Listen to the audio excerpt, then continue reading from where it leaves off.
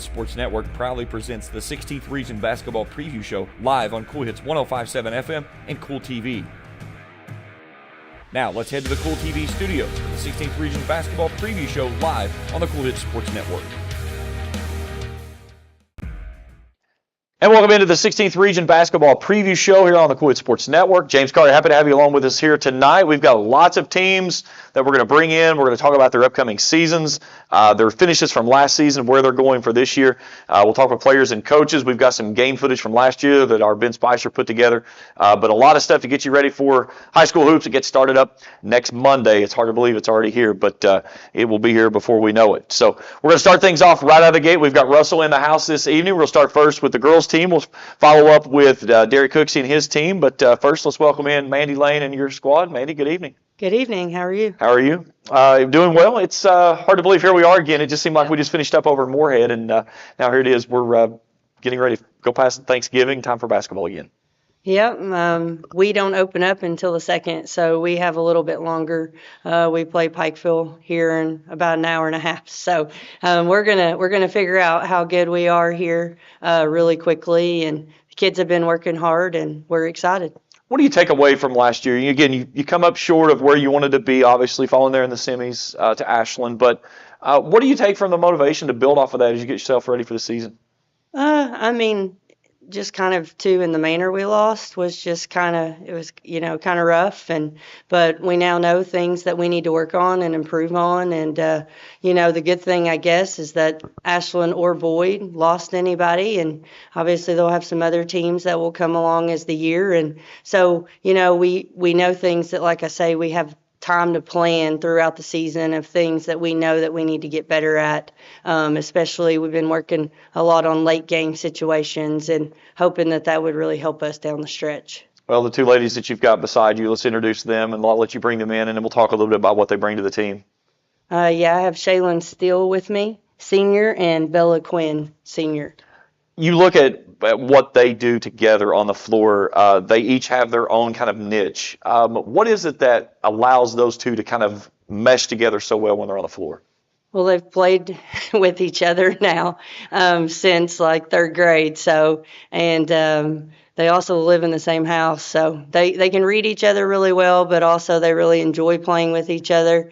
And they do a really good job of like knowing where each other is and feeding off of each other. So, and they do that not only offensively, but defensively. And they both, like I tell them, will end up being two of the best players to ever come through our program. Shaylin, for you, when you see teams that really try to lock you down and want to put the double team on you, which you saw a lot last season, Bella was one of those players that really played off of that very well last year. How much do you just allow yourself to be patient, let the team stay the double team, because that means that somebody else is open for you to go to?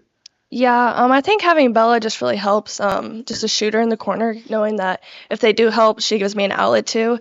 And then when she does start hitting, then they're not able to trap me anymore, which helps out. For you, having that ability to get somebody on the dribble and get into the lane, but then have those outlet options as you can kick out for those open threes, do you feel like that made your game go to that next step? Yeah, and it definitely makes playing a lot easier, just giving me all those options, like knowing I can score it or I have teammates to kick it out to. Bella, for you, when you've got someone like Shaylin that gets to the rim very easily, but when she gets in the paint, she'll have that help side that comes, and you get stuck there in the corner for those open threes. How much confidence does that give you whenever you get a ball like that's 5 feet from the rim, but she's kicking it out here for the long three? I mean, I know she trusts me, and it really just builds my confidence when I make one, and then knowing that I can pass back to her and she can hit shots too. So knowing last year that she saw so much double team, you knew you were going to have to be that offensive player that had to step up. When did you accept that role and understand what your new responsibility for the team was going to be? I mean, really just right away. I mean, to help the team win, I just did whatever it took, and we can both hit shots, so really that's it. Coach, it's no secret the way you like to play. It's hair on fire, get it up and down the floors as fast as you possibly can, and more importantly, try to use your defense to cut the court in half and turn that half-court trap into easy transition buckets. But when you have that being very successful, you can frustrate teams into a couple of quick turnovers, and next thing you know, it's 10, 12-point lead. Yeah, we really try to get that 8 to 10-0 run if we can, and 12, like you say, isn't always meant to steal, but the way that we are so active on the top and even in the back, and we get our hands on basketballs, and we definitely too like to really, really push the pace. So we're trying to get 8 to 10 points in those two areas, and it has really helped us be successful. Adding the three ball into that mix, like you guys did a lot last year, to where some of those transition buckets came on that kick out three, how much more dangerous does that make your offensive attack on that half court set? It definitely, especially this year. I mean, we're going to have Gabby Oborn and Kennedy Darnell, two really good players in our region, also with Bella and Shaylin. So our ability to not only push the pace, and I'm excited to having ball handlers that can pass the ball up to Shaylin. So we don't have to have her always have the primary ball handling responsibilities, and we can also get her out in space, which I think is going to make a major difference. Gabby was a player last year for you, came off the bench a lot, and she seemed like when she came in, she was kind of one of those instant spark plugs. She kind of felt that role, knew where she needed to be, and it was something you could go to the bench and bring off some excitement real quickly. Yeah, absolutely. She really gets after it defensively. All four of my guards do. I feel like my posts have really worked hard. Hannah Sanders and Courtney Fitzpatrick, Bethany Allen and Cameron Fleming, all of them have had really good preseasons. And I'm really excited to watch them too get out and run and also score in transition. Kennedy and Hannah are two players that I've watched through your program come up since seventh graders, and just watched the kind of the maturation of them in the varsity level basketball team. But what have you noticed between those two that fit so well into your program? Well, they know their role, which is really, that's one of the most important things, is to make sure you know your role. And Hannah just does a great job understanding running the floor, getting rebounds, also hitting open shots. Kennedy is going to, I think she's going to have a breakout year, and also just her ability to drive and her ability to shoot and just continue to spread the floor. I can just see that being a real issue for opponents. Shaylin, for you, when you control the basketball, having four players on the floor that can score at many different avenues, how much more does that open you up to get that shot that you want, but allow you to also be patient to get the shot that you want? Yeah, it definitely helps. I mean, it puts pressure on the defense. They can't really just focus on me and bring two or three players to me, knowing that there's four other scorers on the floor. So I think it just makes the game a lot easier for me. Bella, having players too that can come off the bench to where, if you need a quick moment just to grab a drink of water and a breath of air and then go back out there, you have players that can come out and keep that offensive production going. How much does that drive you to not maybe take a play off? You can go as hard as you want to because there's production behind you.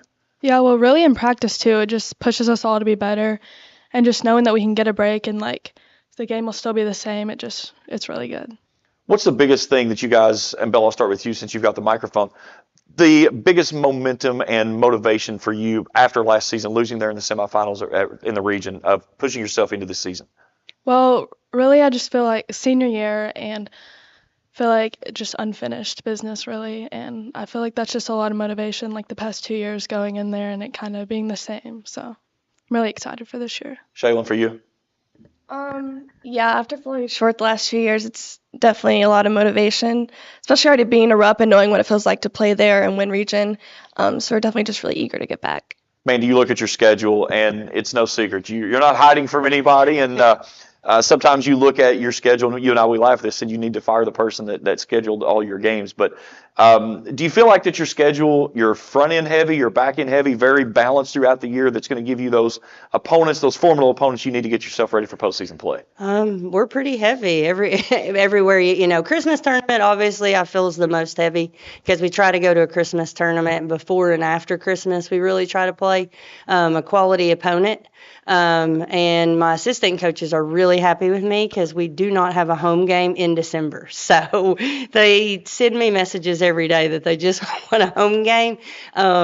Probably, obviously, on my fault. But, I like to play in tough environments. I like to play quality opponents. You're not going to play the region tournament at home. So I try to make it as challenging as I can. Shaylin, do you think having those road games there in the month of December, especially with you guys being a very upperclassman heavy team, do you think that gives you that opportunity to learn and build with your team of those experiences, like Coach Lane said, that you need in the month of March? Yeah, I think it's very important, especially like just looking back at past seasons and like how far we've made. I think that's come from playing those teams out of state and those really good teams that we'd see once we get to Lexington. Bella, when you get away from home a lot and you get a chance to get back to the Marv, do you find yourself at kind of like a deep breath, like it's nice to be back home in unfamiliar territory? Yeah, I mean, it's really nice, but I also like playing those games. Just I feel like it also helps with team bonding and just like Shaylin said, just like not being at home all the time. I think it really helps for region time. So Well, ladies, I know you all have a scrimmage coming up, so we're going to let you get going. But Coach Lane, Shaylin, and Bella, we greatly appreciate the time. Best of luck this season. We'll see you guys on the court. Thank you.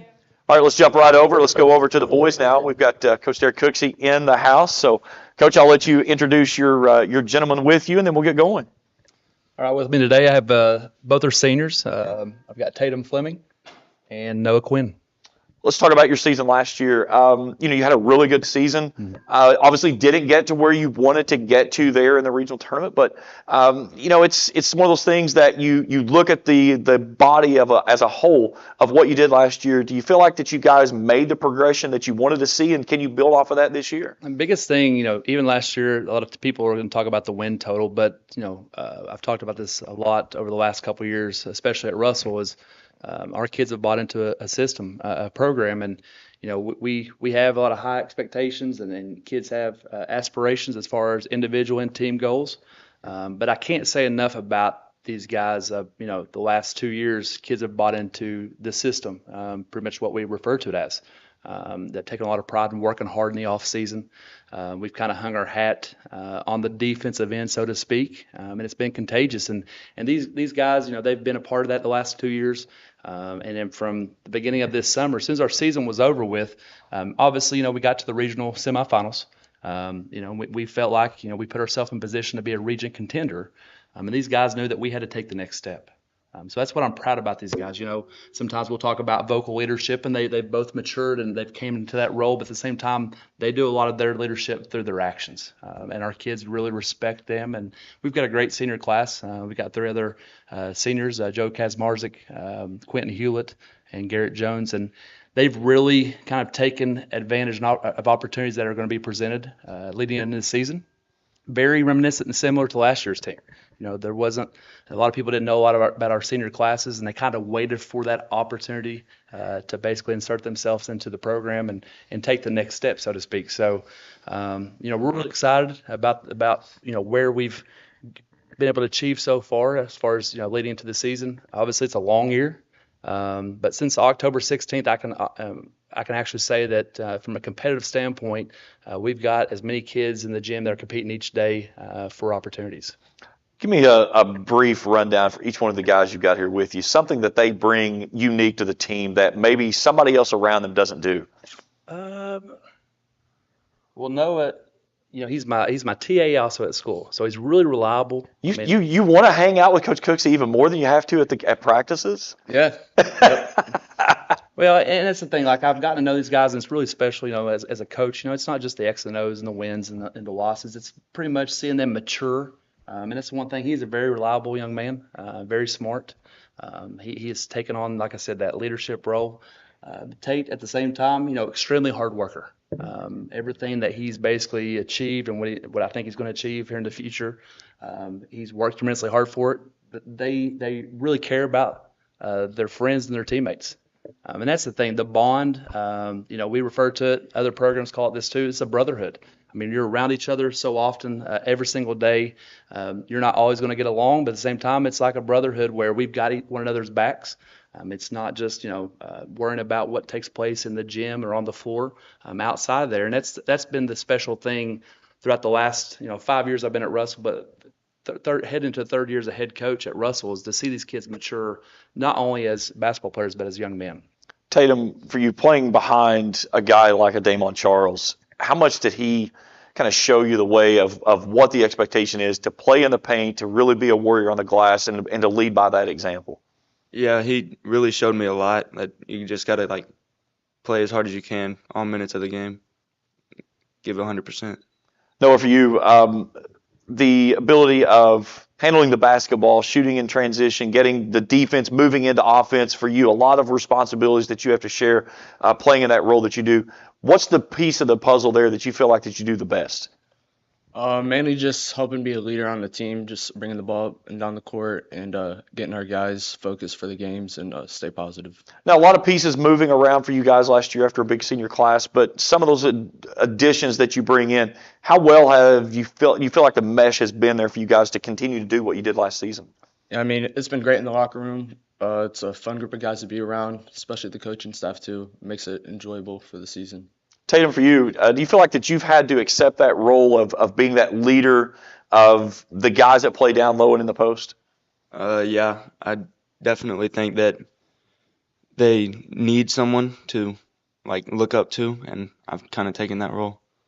Coach, you look at you last season again, a good finish that you had. You get a win in Moorhead, which is always a big thing.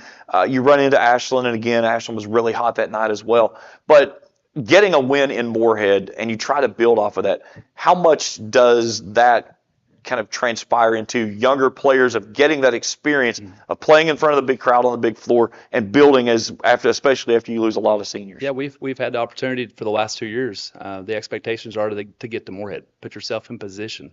And our kids understand it wasn't easy. It's through a lot of hard work and sacrifice, and getting to experience that out there at Moorhead in that type of environment. Once you've been able to go out there and play, and it's kind of ingrained in your kids, and getting to experience a win out there, because it was a huge win for our program against a really quality opponent that's well coached, and we'd faced them previously in the year, and they kicked our tails on the road. So proud of our kids. I mean, they understand that to take the next step now. We've got to basically continue to work hard in the regular season and put ourselves in position. Our district's extremely competitive. If you look at it, there's a lot of teams in our district that didn't lose much. They're all well-coached teams. I have a lot of respect for those programs and those coaches. So we're just going to have to, continue to – we're still searching for an identity, so to speak. I think our kids are willing to do anything that we ask them to do, and that's the thing about, I'm blessed with the coaching staff and with the kids in our program that they want to have team success, because they've seen from previous groups that when you put the individual, you want to have goals, but at the same time, individual things to the side and basically buy into a team concept, that you're going to get that type of recognition. Finding the identity, how big is it early on, especially in the month of December when you're still trying to figure things out, but getting those role players last year that maybe saw maybe a couple of minutes here and there, and now they're going to be guys that maybe only leave the floor for a couple of minutes the entire game. And as a coach, I mean, anybody will be honest with you, there's a lot of trial and error. You may think that you have it figured out at some points, and a lot of it, sometimes it's luck. There's breaks involved as far as sickness and as far as injuries. Some people, there's progression throughout the course of the season. Right now we've really put a lot of pressure or put a lot of expectations on our senior class to kind of lead. But at the same time, we've got the unique thing is we've got a lot of underclassmen who have experience. And like Caleb Rimmer and Elijah Neal, who actually started games last year, and they just mesh so well. I mean, and that's unique because there is an age gap there, but at the same time, like they say, these guys have always looked out for the younger kids, and I think that has a lot to do with the fact that they were treated the same way by the upperclassmen when they were younger. So I mean, it's just unique to see, where we are right now. I think our schedule is one of the toughest in the region. We really have stepped up and scheduled a tough opponents, especially on the road. I think we've got 2 home games in the month of December. So it's very similar to our girls program is we're going to be road warriors early on the season, see how we basically respond to that. But at the same time, we're honest with our kids. Even last year when we started to win games and people refer to it as a streak and they'd ask questions, I can honestly say the maturity level coaching these guys is they understood that we had a routine. We knew what worked for ourselves. That's the one thing that was important. We found out what worked for our program and us as a team, and they really didn't talk about that. I'm sure that there was with people talking and hearsay. They're teenagers, so they're going to hear things, and there's a lot of pressure probably with that. But at the same time, they learned from that as far as we're playing 30 games in a season. You can break it up however you want to, beginning, middle, and end. But obviously, come tournament time, we know where we want to get to, and we have to, find out who we are. Tatum, for you this season, being that one of those vocal leaders in that group, what's the biggest thing that you set for a goal for yourself to help your team get back to Moorhead? Just to lead and just be there for my team when they need me. That's, yeah. Noah, for you? I'd say just, making sure everyone in the locker room is always focused and stays positive and is ready to compete each game. Coach, you talked about a couple of players earlier, Caleb Rammer and Elijah Neal, what they bring to the table. But having them playing behind the group of seniors you had last year, the group of seniors this year, how much more complete is it going to make those guys once they get to that spot? Well, like we talked before, it's a progression. Each and every kid in our program understands like where they're at. We talk about with our kids, we're very honest with them, like do what you're capable of doing. If you do one facet or two facets really well, buy into that, and we'll progress as a player. But it's important because these older guys take a lot of pressure off the younger ones, and I could see that last year. Elijah, for instance, didn't start until late in the season. He played on all levels, so he got enough reps and so on. And Caleb will tell you the same thing. His experience the previous year before, we had Brady Bell and Griffin Downs and a great group of seniors, Bradley Rose, and they kind of took him under their wing. And he had outlets as far as didn't have to put all the pressure on himself. And that's the one thing. Like these guys understand that. I think that we're talented enough and we have enough experience and guys are stepping into different roles that on each night somebody can step up and fill a particular void, whether it be offensively or defensively. So that's the thing that even from this summer I saw that each and every game we're going to be hard to kind of pinpoint like who do you want to stop and so on. These guys just step up and they take advantage of opportunities. Coach, we look forward to seeing you this season. We'll have you guys against West Carter over at the EKC tournament, start things off this season. But best of luck this year, and we'll talk to you on the court. All right, thank you very much. Derek Cooksey, Noah Quinn, and Tatum Fleming join us here on the program. We'll take a break. When we come back, we're going to go out to Cannonsburg. We've got Boyd County in the house. We'll talk about them when we return after this on the 16th Region Basketball Preview Show on the Kool Sports Network. Hello, everyone. I am Rick Clark. Let me introduce you to Carlisle, Annabelle, and Zach. And as you can tell by these commercials, this family has a lot of fun. We have a great team here at Clark's. And we would love for you to join our family. Whether you're a young person looking for your first job, someone who's looking for extra work, or maybe you're ready to start a career at a growing company, we want to talk to you. To find out more and start the process, go to myclarkspns.com. Clark's Pub and Shop. Return. Refresh. Refuel. If you're looking for a complete discount pharmacy with old-fashioned service and excellent prices, look no more. Since 1979, Stultz Pharmacy has provided our area with the finest in pharmacy care, 24-hour emergency prescription service, free delivery, and drive-through service for prescriptions. Stultz Pharmacy continues to fill all of your expectations. They carry a nice selection of gift items. For hometown service, see the professionals at Stultz Pharmacy in Greenup. More than you expect from a pharmacy. Stultz Pharmacy.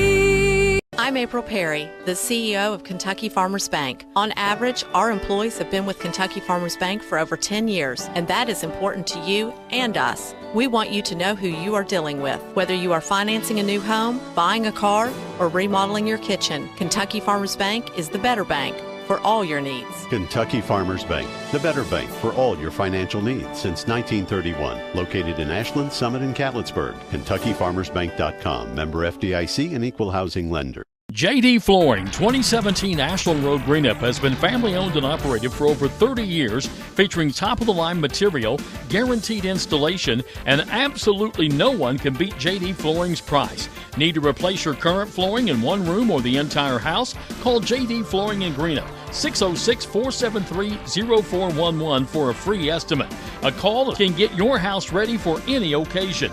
You'll absolutely love your new flooring from JD Flooring, 2017 Ashland Road, Greenup. Success comes with teamwork. At Bluegrass Community Federal Credit Union, we have one goal, one team, with people helping people. Bluegrass Community Federal Credit Union salutes all the athletes who strive to be their best, as do all your friends at Bluegrass Community Federal Credit Union. 2321 Carter Avenue, Ashland. Bluegrass Community Federal Credit Union. Member NCUA and an equal housing lender. Back on the 16th Region Basketball Preview Show on location out Boyd County High School. I guess we're actually at the middle school. I always call this the high school, but joining me now, Coach Randy Anderson and three of the players. Coach, I'll let you introduce your guys and we'll get going here.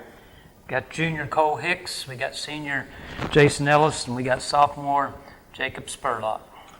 Let's talk about last season. Coming up a little short, obviously, of your ultimate goal of winning a region and getting back to Rump, but what do you take away from last year that you learn, you build on in the off season to put yourself back in that position this year? It's just we're really blessed because Trey Holbrook was the only one that we lost that played significant minutes and really helped us, and so we got all of them back. This whole summer, we really concentrated on getting in the weight room, getting a lot stronger. We played a beefed-up summer schedule, and then I feel like our schedule is loaded again this year, just so these guys will have a challenge. You kind of look at it, we have no donkeys, we have all thoroughbreds on our schedule, and so just really looking forward to this bunch. It's no different, James, than every year. The ultimate is just the chemistry, to make sure that everybody stays on the same page and they still love each other and we're still working for that one common purpose. You talk about offensively the way you guys like to play. It's no secret. You want to get the basketball, get it out into transition. Having the ability to do that, it takes depth. Do you feel like that you have that depth, that you can go to the bench and bring guys out when you need to sub in to keep that production moving forward? Yeah, we really do. Alex Martin really came on at the end of the year last year, and so glad we got him, another 6'4" there. Drew Smith had a tremendous summer and has really upped his game. Garrett Crum, he's going to play hard. He's very athletic. Diggin Jones has had a really good fall, and then Ethan Raridan just continues to get better, and he can score it. So it not only game-wise, it's good to have that depth, but for practice purposes. And so practice has been very competitive. Football was very successful, and we're very happy for them. We finally got those guys back, and it's been very competitive here for a week. Guys, I'll start right here next to Coach A and just come this way. What the disappointment of last season of ending up in the championship and not getting to that ultimate goal for region title? How much is momentum and extra focus do you put in the offseason getting yourself ready for this year? Yeah, that just left us more motivated than ever. Our ultimate goal is to get the rup, and so when we don't get it, it just leaves us more hungry in the offseason and makes us work harder. So. You have a microphone now. I feel like after we didn't perform the way we wanted, I feel like day by day we just work hard and we push each other in the weight room, and I feel like that's the key to it all, day by day. We've been using that as motivation all summer. We want to make sure, Bird's last year, he gets to play our up and we make a run down there. So we want to make sure he ends out on a bang this year. You look at the way that you guys played through last year, and again, you had your ebbs and flows as you go, but what do you think that you take away from last year that you could build on to make yourself better this season?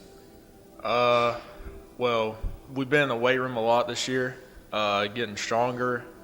Last year, we didn't really use our strength as much as we should have. But we've been in the weight room a lot, been in the gym a lot, just getting better at our craft and just doing the things we need to be doing. I think we're getting to know each other closer on and off the floor. And, like Jacob said, I think we have gotten bigger, we've gotten stronger, we've taken it more serious, I feel like. Towards the end of the year, you gotta have strength, and that's really what we've been working on. Our team chemistry is definitely really strong, and we took the weight room seriously this off season, and I think everybody's more serious on the defensive end. We know that you have to be able to get a stop to win games. So, Coach, you talk about you want to play fast, and obviously teams that want to play fast in transition, it starts on the defensive side of things. When you size up your defense, if you got a bunch of guys out there, it's like a king cobra, they're just going to jump out and grab you from behind and put you away quick and really turn that into an offensive run. Well, you and I have known each other for 14 years, and I sound like a parrot, just continue to repeat myself, but every year your best offense is your defense, and these kids have really bought into playing man and playing it correctly and playing hard. We really feel like if it comes down to a 1 or 2 possession game, that the team that can really get a stop is the team that really has a chance. And so these guys have really bought into it and have added some half-court pressure, which I think you need change every now and then. But because of the way these guys play, and we chart one and dones, and they know if that number is high, then we have a real chance of having a lot of transition runouts, and which leads to a lot of threes and boards. So it's always going to be a focus here, just how well we can play on the defensive end. Guys, do y'all feel the challenge? Do you like the challenge of playing man-to-man defenses compared to zone? Yes, I personally love playing man-to-man defense because it's all about effort. If you give 100%, you'll do just fine. Jason, for you down low, going on those one-on-one battles with the guys in the paint, owning the paint, is that something you take personal? Oh, yeah, he needs a microphone again. Yeah, I do. I feel like, we have a lot of guards on this team, and they're really good, but I feel like, to help our team out, I got to be the one rebounding and shutting down the paint, so I feel like that's my goal on defense. Jacob, with defense, when you talk about it, of how quickly you have to transition from defense to offense when you guys want to run, how much do you see that it makes that offense much better when you guys really get up in people defensively? Oh, yeah. The way we play defense is really get up, get in the passing lanes, force baseline. We like to use help a lot, but we get a lot of fast break layups, a lot of fast break points. Coach is talking about your schedule. Do you feel like that you're really heavy on the front end, loaded on the back end, kind of a blend throughout the season? What do you like about the way your makeup is? I really do. I thought last year, the 33 games we were blessed to play, I thought was a really, really tough schedule, and these guys answered the challenge. This year is no different. I feel like we've added a few things, some showcases and that type of thing, so these kids can get out, people can see them, and also they can see new faces and good teams playing in Pikeville's Christmas tournament. Then we're going to Corbin. We've never done that, and playing 3 down there after Christmas, and both the slates are really heavy, and so I like our schedule, and we're going to play in the 2A again, and we'll play the second round. Somehow they gave us a bye. Coach Chandler did us right for a change, and we'll play the winner of McGoffin and Lawrence, and we kind of know Channing pretty well, and we've seen McGoffin in a scrimmage this Saturday, and so that's a big challenge for us too, to try to get to where we can win, and there you go to Owensboro, so that our guys have that feeling of you've got to win 2, you've got to win 3, to be able to go to play in the finals of things, and hopefully it will carry over at the end. These guys have had a dream since they've been itty bitty to go to Rupp, and so. Guys, I'll just go across the board here as we finish things up. Getting to Rupp, is that the ultimate goal for this year for you guys? That's one of the ultimate goals, but why settle? Let's go win it all in the state championship. So. Jason. Yeah, I feel like ever since my 8th grade year, I feel like that's been a goal of mine. So I feel like that's the goal this year for sure. I get one more shot at it. Yeah, that's definitely the goal. I've been dreaming of that since I can even remember. But like Cole said, we need to go down there and make a run, go win it all. Well, guys, we greatly appreciate the time, and thanks for joining us. Coach A, always a pleasure, my friend. Good luck this season. We'll talk to you down the road. Yes, sir. Thank you. Good time out in Cannonsburg this morning with the boys team there with Coach Randy Anderson and his crew. 27-6 along the season, fell there in the championship game to Ashland, 89-65. But this is a hungry team. Cole Hicks, Jacob Spurlock, Jason Ellis, all those guys, they're after Griff Taylor. They're wanting to get that next step forward, and always a fun group to be around for sure. Coach A and I, we were given code words this morning in our interview that we had to work in, and they were there. So I wonder if anybody caught them or not. Will be his question, but they're going to be a team that certainly will be at the front of the conversation for the 16th region tournament coming up in March. Well, we'll stay with Boyd County. We'll switch things over to the girls team, and Coach Pete Fraley, he's been there for now, talking to him this morning, said 28 years he's going on his coaching tenure there. He's got Audrey Biggs and Jasmine Jordan, along with a host of players. Taylor Bartram, that'll be there. He's not had his senior night in 2 seasons. So this will be the first year in 2 years that he's experienced a senior night, but he's got a really good group of girls that came up again. A tough loss to Ashland in the 16th region tournament, but they're hungry to get another trip. Let's head back out to Cannonsburg with Pete Fraley and the Boyd County girls. All right, back here on the basketball preview show, joined with the members of Boyd County ladies basketball, Coach Pete Fraley, Audrey Biggs, and Jasmine Jordan. Ladies, Coach, good evening. How are you all? Good. How are you? Thanks for having us, James. Coach, let's talk about last season. Coming up one game short, obviously, of that goal of getting back to Rupp. How much of a fuel and fire does that put in the tank going in the offseason? It always leaves you wanting more. our expectations and goals every year are to make it to the region final and to win that last game. And hats off to Ashland. They played a tremendous game, and but it's one that it haunts us, and it's motivation to get back to that point and try to redeem this year. How many times have you gone back and watched that film? To be honest, I haven't. That's one of those that you go out in the backyard, you dig a hole, you drop it in, and it's over. It was just an awful day, and a lot of that has contributed to the way that Ashland played. But it's one of those games that you want to forget. And I know some people would say, "Oh, I would go back, I would break it down." I'm not going to break it down. They beat us. We didn't play well. I didn't coach the best game in the world, and I'm not going to throw anybody under the bus. It was just as much on me as it was anybody. And like I said, hats off to Ashland. They won. They deserved it. But yes, there is fuel for the fire, and we're ready to roll. Take last season and all the positive that you guys did accomplish from that. What do you build off of that going into this year with a very senior-heavy team, something that you're not accustomed to? You're not a senior in 2 years, but you've gone through senior night. You're going to have to do that this year. I know. I hate senior nights. I really do. And, we didn't have any seniors for 2 years, and I'm blessed with this group of seniors here because, they've been with me a long time, and they're great kids on and off the floor. And I'm probably going to miss the off-the-floor relationships with them more so than the on the floor. On the floor, I'm coach and they're player, and then, off, it's a little different relationship. I'm going to miss them tremendously, but we're looking forward to it. And, some of the things from last year, for the last 2 years, it's almost like you build towards something, and, here it is. It's time, to get paid. We put in all the work. It's time to get paid this year. Well, Audrey, it's time for you to get paid for sure. Yes. A little bit of a fuel for the fire for you of not getting on the floor last season. Yeah. How much motivation have you had in the offseason to get to this point?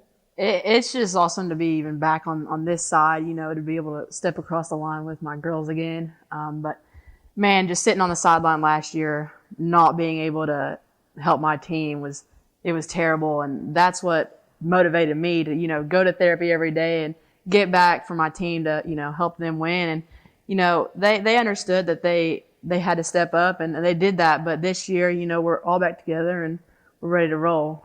Jasmine, for you last year, you really stepped in and filled that void that Audrey had, and you took that next step, not only as a player, but that maturation of becoming a leader. And I know that's something that Coach really challenged you. How do you feel like that your progression went from game one until the last game of the season? It really pushed me to have confidence because I don't have confidence when I play. So that was the biggest thing. But now having Audrey back, I can just play how I'm used to and just let everything play out. Coach, does she take your coaching better now after last season? Well, had we not scrimmaged Saturday, I would have said yes. Bad time to ask. But there was a moment Saturday where, I told her to do something, and she came right back with I can't do that. And it was just, I was just like, let's go, get her. And she knew. And as she come off the floor, I said, I don't ever want to hear I can't again, because number one, the one thing that I try my best to do as a coach is to put my kids in situations to be successful. I don't want to see them fail. I want to see them have adversity, but I want to see how they, respond to that. And to hear on the floor in the middle of a game, I can't. I was just like, that's not happening. And she knows, and we've had a little heart-to-heart since then, and she knows that that's not acceptable. And but Jazz has grown up tremendously, James, and over the years, just her role. Probably just with the younger kids more so than anything. She's always been good with the girls her age and so forth, but the younger kids, she's kind of taken on that mentor role. And they walk around here and just look up to Jazz and think that she's the greatest thing around. And she is, don't get me wrong, but it's just funny to see the little ones. They're like, she's the mama and they're the little babies, and she takes care of them. It is, and just to see her grow and, to see her sign at Rio Grande, I think Rio Grande got a tremendous player of steel. I think that's wonderful. She's happy there. Audrey, is going to Pitt. She's happy there. The day that she visited, I knew. I didn't know where she was going, and when she went to Pitt and she called me on the phone, I was like, I got a phone called Logan. I said, Audrey's going to sign with Pitt. And she goes, what? She just went there today. And I said, I just talked to her on the phone, and she's different. That's where she wants to be. And then I've got Taylor Bartram over here, who could go play basketball somewhere in college. But, volleyball's her love, and she signed to go to Marshall. And, it's like, okay, we've got all that stuff out of the way. There's only one thing else to do, and that's to go play basketball and give it everything we got. And I think that's our mentality this year. And we have some other kids who may end up going. It's just they don't have it figured out yet. But there's only one thing to do, and that's to go out and try to hang another banner out here. That's the goal. Girls, knowing that you've got those deals locked down, you know where you're going to play at the next level, your college is decided stuff, how much does that put that off the pressure of now you can, like Coach said, just go out and try to play and hang a banner? Oh, so much better. Yeah, I know me and Jazz were talking before the season even started, and it was, like Coach Flay said, everything's aside. We have one goal, and that's to go win another championship. And, coming up these years, it's always like who's in the stands, who's watching, trying to do your best for the coaches, to get your scholarships. But that's aside. We have our end goals, and now we're just going to come together and put it all out there for senior year. Just play basketball. Yeah. Let's talk about the way you guys play basketball. It's a very high octane, very fast paced type of game. What is it that allows you guys to continue to do that, to where you can grab it from defense and on offense? And I kid Coach a lot of times. It's you guys have positionless players, because I've watched Jasmine before. She'll rebound a basketball, and here she comes up the floor looking for an outlet. It's not often that you see a 5 bringing a ball up the floor, but that's the type of basketball that you guys play. Yeah, that's something that we have, like you said, with Jazz. And then, whoever brings up the floor, they can set up the offense. But when we get into half-court offense, it's hard to stop, especially, you have 2 6-footers on the team. And we like to, go in and out. And we have people who can shoot the 3. And, it's defense to offense. Our defense this year is really good so far, and I think we're going to build on it through the season. We're a scrappy little team. Jazz, you're going to look forward to this year of not being double teamed every time the ball comes to the post. Oh my gosh, a blessing. I swear, blessing. Because I was like, last year I was like, now I got to come up with something different because we're double teaming. I'm going to need someone on the 3. So I was like, this year I'm like, thank Audrey for coming back. I was like, no more double team.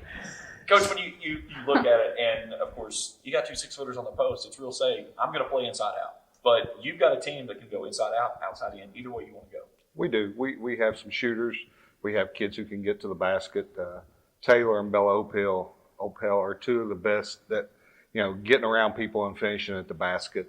We've got shooters out there who can knock down threes. Mackenzie Moore. I tell her all the time, kids, get your feet set. When you get the ball, it's a shot. And it's not time and situation. It's you're open, shoot it.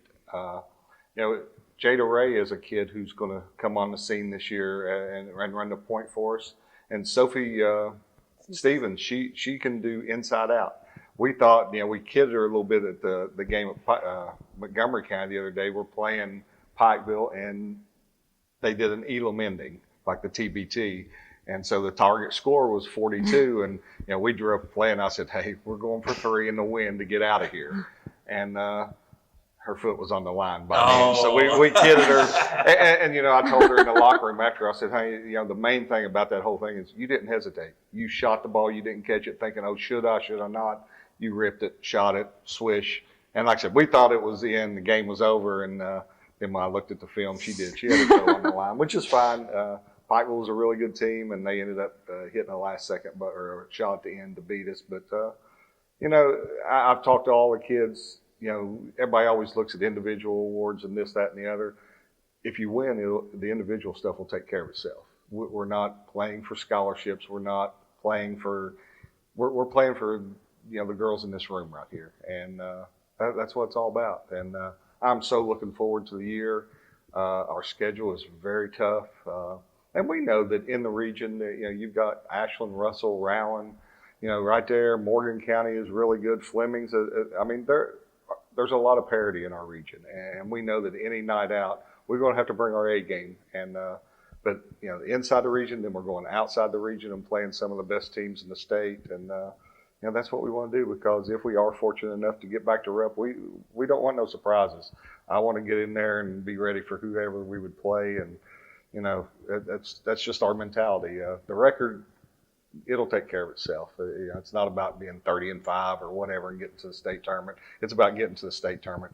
15 teams can get to the state tournament just as easy. So, we're going to challenge our kids, and I tell them every day it's about getting better each and every day. If we're better today than we were yesterday, then we're making progress. Your schedule, do you feel like you're front loaded, back loaded, a really good combination mixed up throughout the year? What have you got? It's a little bit of both, and we're going to challenge early. We're playing in the Queen of the Commonwealth, which I think Russell might have played in that last year, and there's some really good teams in there, and we've got some good teams. George Washington in the round ball. We're going to St. Albans and playing.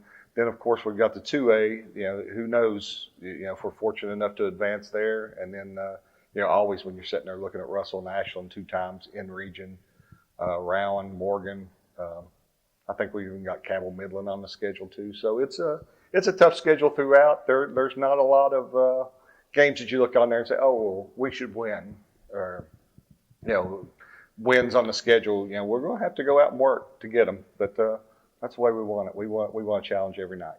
Audrey, what's your biggest goal for this season? To hang another banner for sure. It's senior year. Nothing else has my worries. Just have fun, because these are my best friends. I've been playing with them since forever.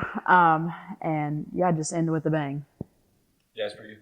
I'm going to have to piggyback off her. Just hang another banner. Well, ladies, it's always fun talking with the 2 of you. Audrey, we got to get together this year. You got to come to a game with me. Yes. We'll do a basketball. We'll pick a boys game or a game at your office. We'll get together. We'll do something on the headset. We're certainly looking forward to that. Best of luck to both of you on your college careers, but enjoy the senior season. It'll be fun. Thank you. Coach, always a pleasure, my friend. We'll talk throughout the year, but best of luck this season. We look forward to seeing you guys. Thank you, James. We appreciate you guys covering us. Greatly appreciate it. Boyd County girls basketball here on the 16th Region Preview Show. We'll continue after this on the Kool Sports Network. Bust it.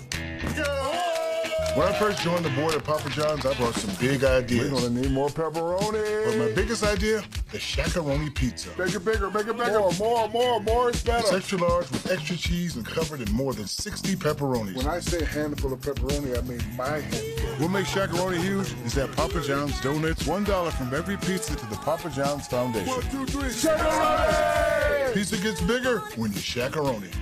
Only at Papa John's. River Cities Builders is a licensed general contractor specializing in commercial and industrial projects, and they have a history and reputation of providing top-notch expertise through their experienced and devoted workforce. River Cities Builders also is a gas facility maintenance company offering petroleum equipment maintenance and EMV-compliant upgrades for smart payment terminals, and they offer 24 hours, 7 days a week emergency service. Call 606-473-4112 or visit rivercitiesbuildersinc.com. When you have business away from home or a planned event far from your comfort zone, you're probably going to need a little help. Let A&A Porta Potties assist you with all your portable toilet needs. Whether on a construction site, planning for an outdoor wedding, or any other outdoor event, A&A Porta Potties are here to assist you. A&A Porta Potties also rents out storage containers, office containers, cooling fans, tables, and chairs. A&A Porta Potties, there is no event too big or too small for us to accommodate you. Primary Plus is celebrating 40 years of its mission of quality, advanced, affordable health care. With over 11 primary care locations throughout the region, Primary Plus believes in our communities and our patients. The Primary Plus name means primary care plus so much more. Offering extended services such as women's health, pediatrics, dental, counseling, diabetes management, infusion services, and on-site pharmacy that offers free delivery. Primary Plus believes in connecting health care for you and your family and is always welcoming new patients. Learn more at primaryplus.net. Where does your money go? When you bank with us, your deposit becomes your neighbor's loan. A real estate agent sells a house. They get a commission. They deposit it with us. We use it to make an auto loan to one of our customers. Hometown people helping each other grow. That's what it's all about. First and People's Bank and Trust Company, member FDIC. We are the home office.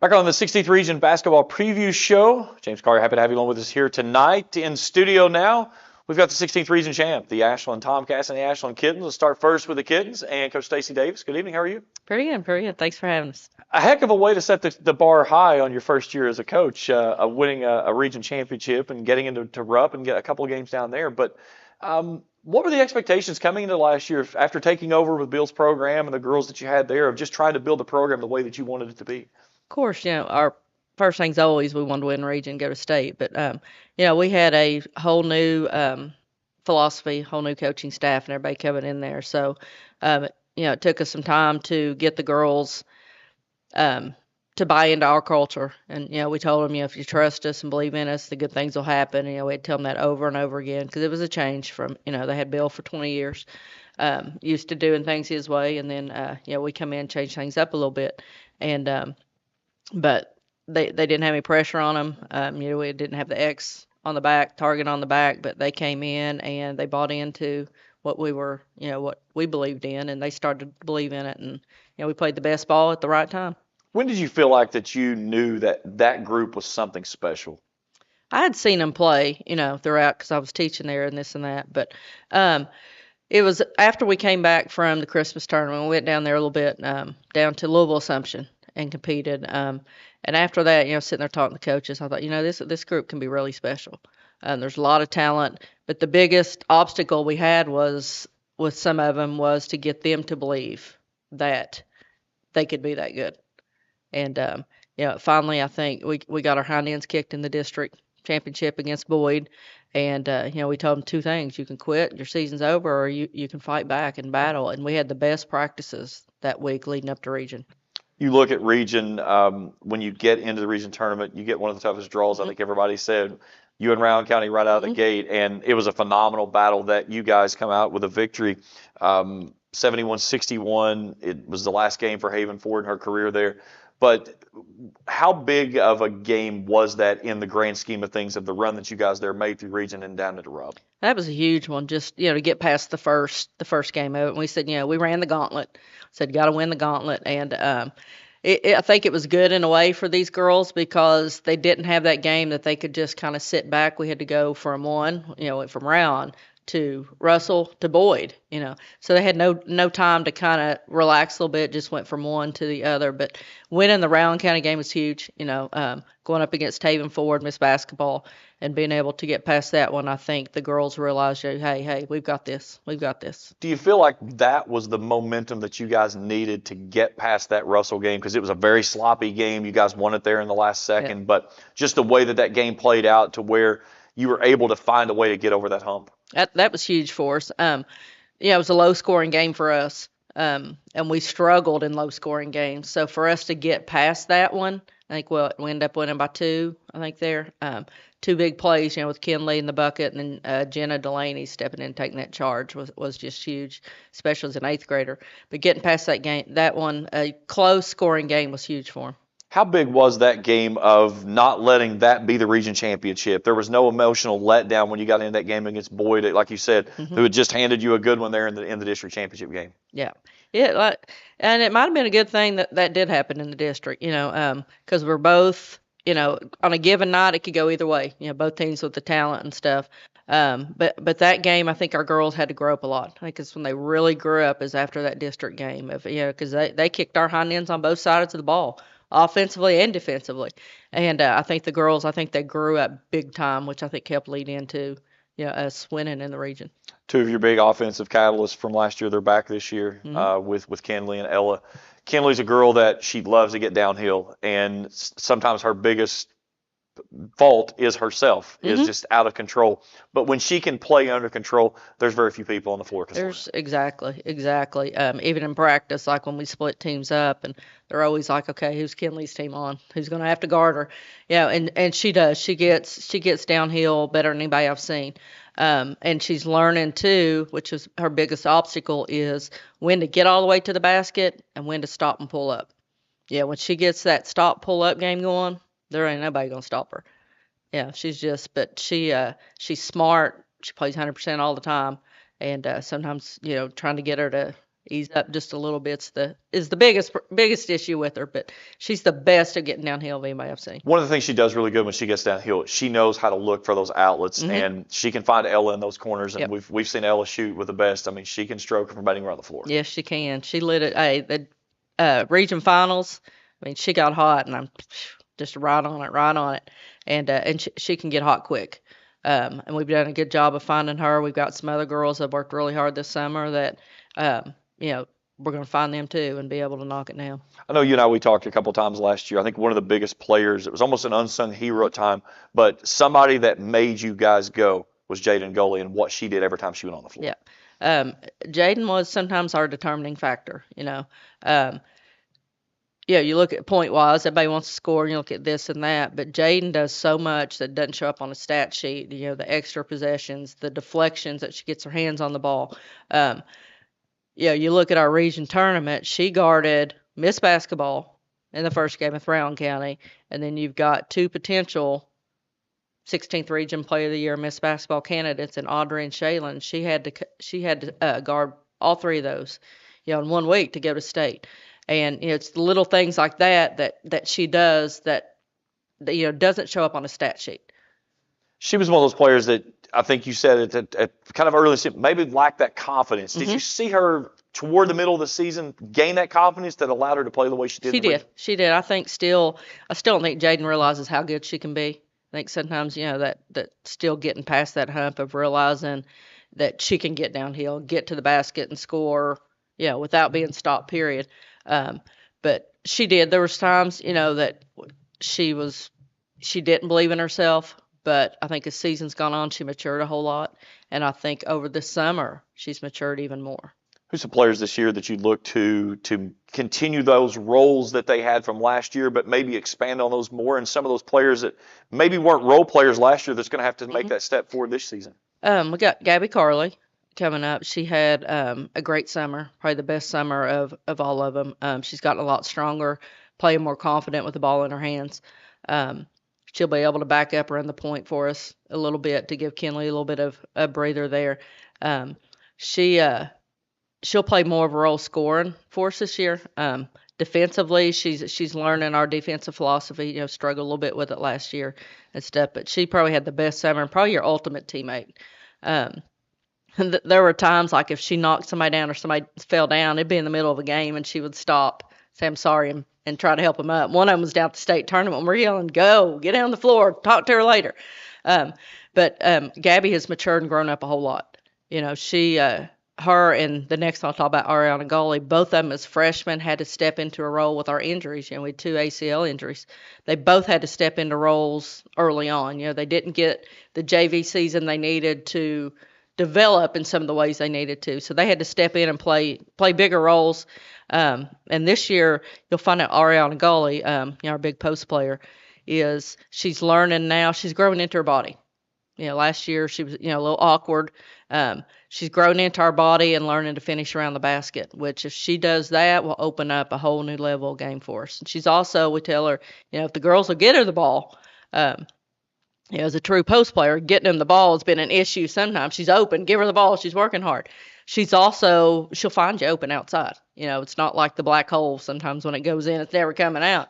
So getting our guards to get that entry pass in there and letting her go to work, whether she's going to score or dish it out, will be big. Then we had Jenna Delaney, played a big role in us winning the region tournament, is getting more confidence offensively. Defensively, she could shut down anybody. Brooklyn Duckweiler is healthy right now. Will play a big role for us. We got another freshman, Alexis Troxler, who, when she grows into her body, has potential to be the next true post player in the region that could dominate around the basket. Having a true post player, like you were talking about there with Ariana, of understanding the role of give me the basketball, I can score, but also that when you get a player that does that, it forces teams to sag a little bit deeper, which opens up those wing shooters to get those open looks. Exactly. That's what we try to, we've tried to teach her, and she's done a great job at it. Our biggest thing is, like I said, our guards getting the entry pass in there. But, she's got the size, she finishes, and then you got to decide, just kind of like when we're playing against Jasmine Jordan. Yeah, you can't just go one-on-one. So if somebody's, helping in, digging in, then, it opens up the outside too. So it just brings a whole new level of game to the table. Your defensive philosophy, the way you do, transitions a lot into your offensive looks, and it's because of the pressure you put on it. How much have you watched the team really buy in, especially this summer, of having a year understanding of what your system is and how that system works? Oh, it's huge. Like I said, back when I played, it was, defense is what we was our main focus. Defense leads to offense, and that's how our team is. They're learning. They're doing a whole lot better. We're learning how to trap better. Learn how to get them to the sideline. Wanting to throw in some other things in with our defense. So they're buying. Only last year, the effort and everything was there. I think you'll see the execution a little bit better this year too. Let's talk about your schedule. Do you feel like that you're heavy in December, heavy late, a good balance throughout the year that's going to challenge you and get you ready for postseason play? Good balance. We are pretty, we're going down to Lexington Catholic Tournament before Christmas. We got Pikeville right off the bat. Then we're going after Christmas down to play Ryan Cooper, who's 1-2 in their region. We're going down to play Corbin. Or following the boys down there that day. We're going down to Knott County Central, who we played last year. We're on the road a lot. We had some trouble getting teams, locally around here to play, so we had to get on the road a lot. But we beefed our schedule up this year because our goal is to be ready for March and to play 2 games on Saturday. Well, Coach, we greatly appreciate the time. A heck of a resume to start things off last season, and we'll certainly see you on the court this year. Thank you. Ashland Kittens head coach Stacey Davis is joining us here on the show. Let's switch gears over to the defending 16th region champs on the boys' side. Coach Ryan Bonner's in. Coach, good evening. Hey, thanks for having me. Appreciate it. Thanks for joining us. For you, obviously not your ideal way to start a head coaching tenure, but you kind of grabbed the horse and did the best with it you could. But having the group of players that you had assembled, being a part of the staff certainly helped you with familiarity of that. How much of all of that did that allow things to mesh the way that it did? Yeah, that certainly helped. Having familiarity with the players and the program allowed me to transition into a role and not kind of disrupt things schematically, so to speak. We were able to kind of to maintain things from a schematic standpoint to keep things going in the right direction. And in all honesty, I stepped into an unfortunate situation. But there was a really good culture in place, and we were able to kind of keep that going in the right direction, and able to find some great success at the right time. At what point of the season did you feel like that you were finally treading water and keeping your head above water? Oh gosh, it was a roller coaster all year long. It really was. We had our ups and downs, but I talked to our team about this the other day. I'm a very firm believer in the fact that if you want to achieve something, you got to go through something, and we certainly did that last year. But anytime we lost a game or we weren't doing things right, we were constantly evaluating ourselves and trying to figure out what we could do better every day. And I think when we got to the point to where our kids were focused on the present, what can I do right now in this moment to be my very best?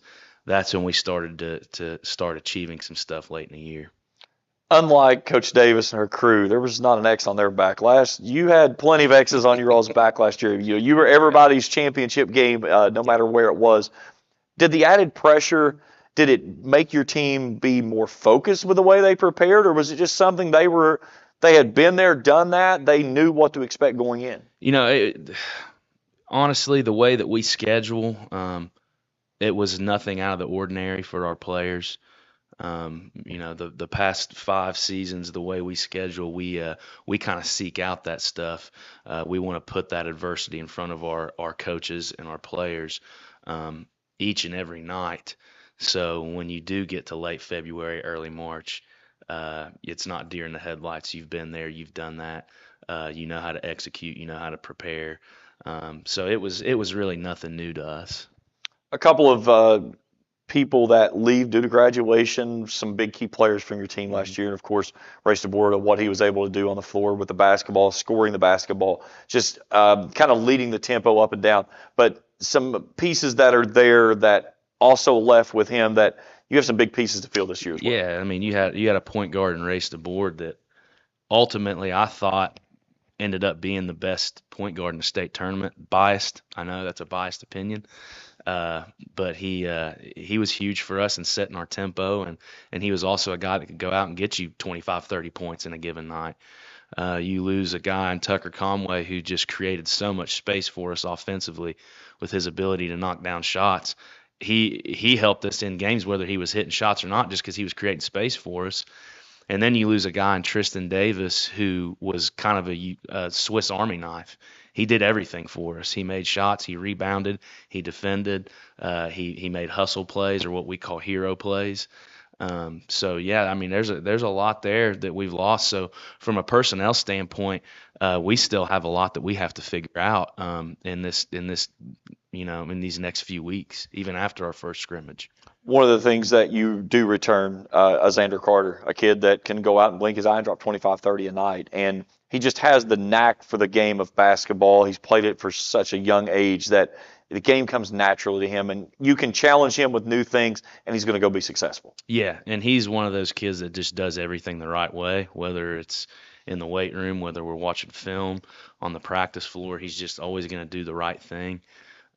He has developed his body physically. I mean, he looks like a different person. And I remember saying that same thing when he jumped from his freshman to his sophomore year, and he's done that again this offseason, which has made him even more hard to defend going downhill. And he also has the ability to hit the outside shot contested with a hand in his face. So he's a guy that we lean on heavily, night in, night out. Love his leadership. He was a guy that really helped pull our team together during some difficult times last year.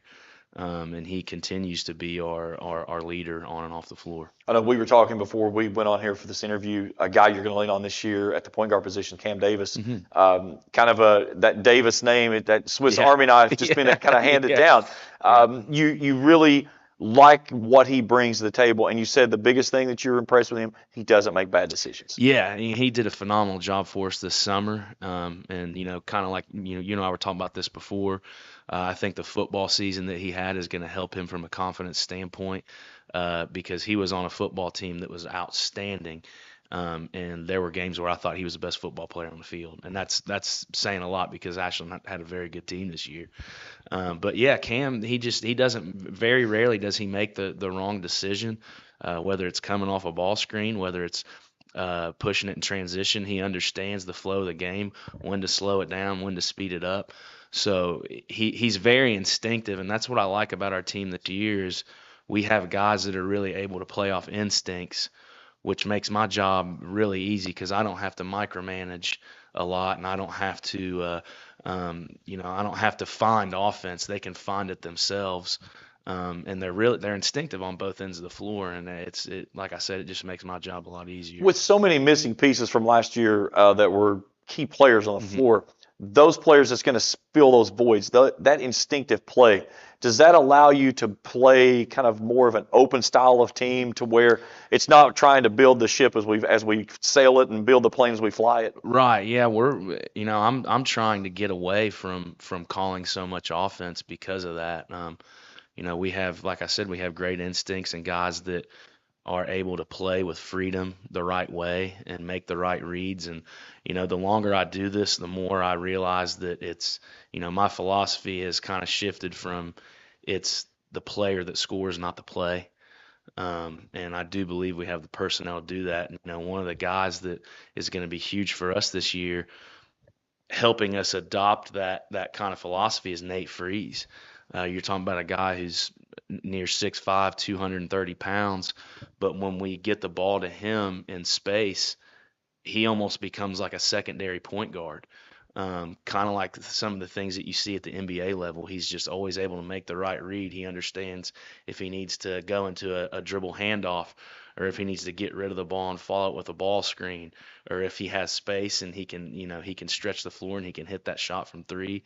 So I really like what he's going to be able to do for us offensively at times as well. Your schedule this year with a young roster of inexperience, how much is it going to challenge you early and set you up for what you're going to see late? Oh, it's definitely it's going to. We in our first team meeting the other day, I said, look, if you guys want to win a championship, you got to be tested, and you're going to be tested early and often. I mean, we open up at Harlan County, and they've got a kid in Trent Noah who's one of the best players in the state. Very good team, capable of winning the 13th region right off the bat. I believe in that firmly, that if you do want to win a championship, you have to be tested as often as possible. And we're going to get that night in and night out, and that's going to make us better. You walk away and learning so much about your team after those types of games. It's just huge, and we're all about evaluation and education and learning from ourselves and what we can do better at the end of each game every single night. And of course, you got the Ashland Invitational that you continue to bring in. We were talking about it. 8 great teams that's going to be a part of this year. A great field, and it's a good tournament that is going to test you with competition from all over the state. Yeah, it's a nice blend of basketball, and it's teams from all over the state, all Kentucky teams. You got Martin County, who returned all 5 starters from a team that won the 15th. Morgan County, top team in the 16th. Jeffersontown and Butler, who are both, I believe, in a lot of people's rankings, top 25 teams in the state. Simon Kenton, Danville Christian, Ohio County out of the 3rd region, they're a favorite.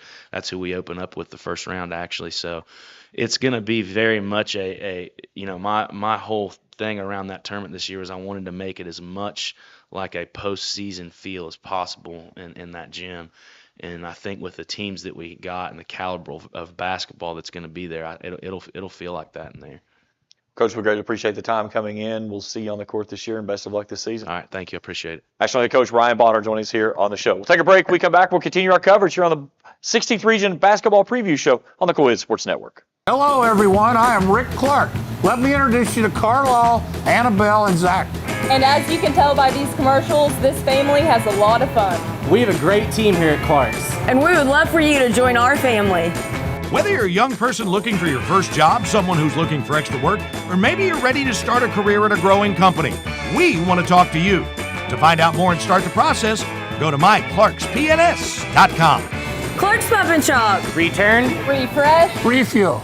If you're looking for a complete discount pharmacy with old-fashioned service and excellent prices, look no more. Since 1979, Stultz Pharmacy has provided our area with the finest in pharmacy care, 24-hour emergency prescription service, free delivery, and drive-through service for prescriptions. Stultz Pharmacy continues to fill all of your expectations. They carry a nice selection of gift items. For hometown service, see the professionals at Stultz Pharmacy in Greenup. More than you expect from a pharmacy. Stultz Pharmacy. I'm April Perry, the CEO of Kentucky Farmers Bank. On average, our employees have been with Kentucky Farmers Bank for over 10 years, and that is important to you and us. We want you to know who you are dealing with. Whether you are financing a new home, buying a car, or remodeling your kitchen, Kentucky Farmers Bank is the better bank for all your needs. Kentucky Farmers Bank, the better bank for all your financial needs since 1931. Located in Ashland, Summit, and Catlettsburg. KentuckyFarmersBank.com. Member FDIC and Equal Housing Lender. JD Flooring, 2017 Ashland Road Greenup has been family owned and operated for over 30 years, featuring top-of-the-line material, guaranteed installation, and absolutely no one can beat JD Flooring's price. Need to replace your current flooring in one room or the entire house? Call JD Flooring in Greenup, 606-473-0411 for a free estimate. A call can get your house ready for any occasion. You'll absolutely love your new flooring from JD Flooring, 2017 Ashland Road, Greenup. Success comes with teamwork. At Bluegrass Community Federal Credit Union, we have one goal, one team, with people helping people. Bluegrass Community Federal Credit Union salutes all the athletes who strive to be their best, as do all your friends at Bluegrass Community Federal Credit Union. 2321 Carter Avenue, Ashland. Bluegrass Community Federal Credit Union. Member NCUA and an equal housing lender. Back on the 16th Region Basketball Preview Show. James Carter, happy to have you along with us here tonight as we continue our coverage. We got 2 new teams in the house. Let's go to them now. Let's start first with the Raceland Rams. Joe Bryan and his team is in. Joe, good evening. How are you? Good. How you doing? Doing well. Let's introduce your players first, and then we'll jump into things. All right. First beside me, I've got Christian Large, senior shooting guard, and beside him, Holden Topping, senior point guard. Let's talk about your season last year. Some ebbs and flows of trying to figure things out. And again, you guys made a really good run there on the All-A, but couldn't find the role that you wanted to do to get yourself into Moorhead. Yeah, definitely felt like we had the All-A hangover there towards the end of the year. Started out, I think we were 10-5, won the All-A, and then just didn't finish the season like we wanted to. What's some things that you looked from last season that you did well that you're building off of this year? Yeah, I thought we got a lot of experience with Christian here was our leading scorer, but it was his first year of real high school basketball after a couple injuries early. Got an 8th grader, 30 games started. Got a lot of experience for a lot of younger kids, and we're thinking that will be very beneficial for us this year. Now for you, you're one of those situations to where you probably don't have your team until January because you've got some football guys that are still going to be making that transition, and Rams making a deep run in the postseason again.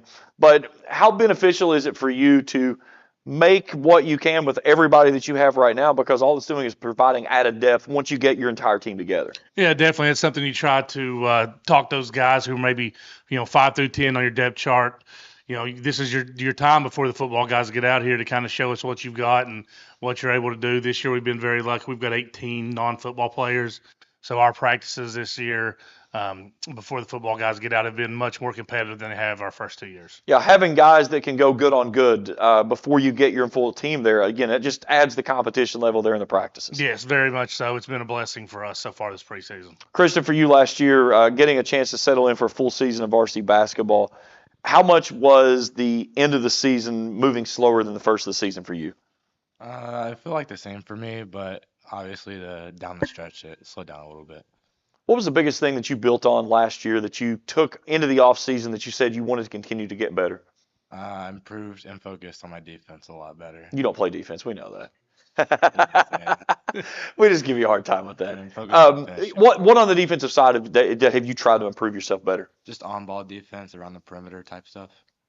Holden, for you, I know I was talking with Coach last week, and one of the things he said he feels like that you've really accepted the role of being that true point guard this year, of handling the ball and distributing the ball.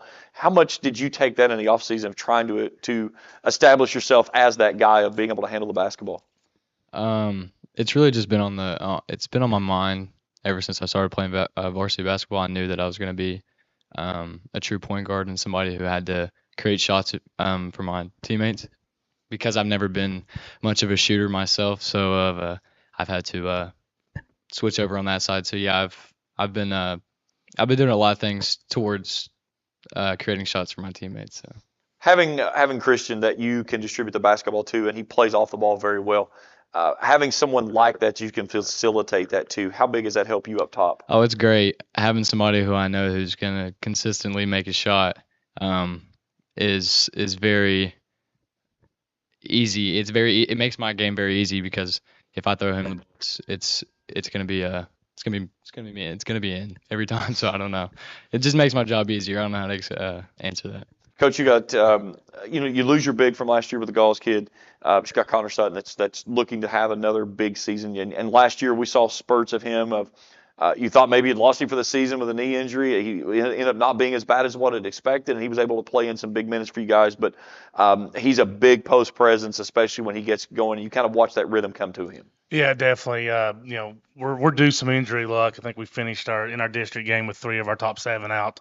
Connor Sutton coming back mid-year was big for us. Hopefully he'll have a big senior year. We think he's worked hard and he'll be ready. And we've also got a post player coming off the bench in Charles Welch, who, these guys will tell you is probably the most improved player on our team. He's topping out at 6'9" right now and doing a great job of blocking shots and rebounding the basketball. You could watch Charles last year. He was still trying to figure out his body. Correct. And do you feel like that he's starting to get that coordination of everything that's coming together when you see a kid that makes that big stretch like he did? Yeah, I know coaches talking hyperbole, and we always say that you see a kid get better every day, but Charles Welch is one of those kids that you watch and you see, and he's gotten better every single day he's been in the gym.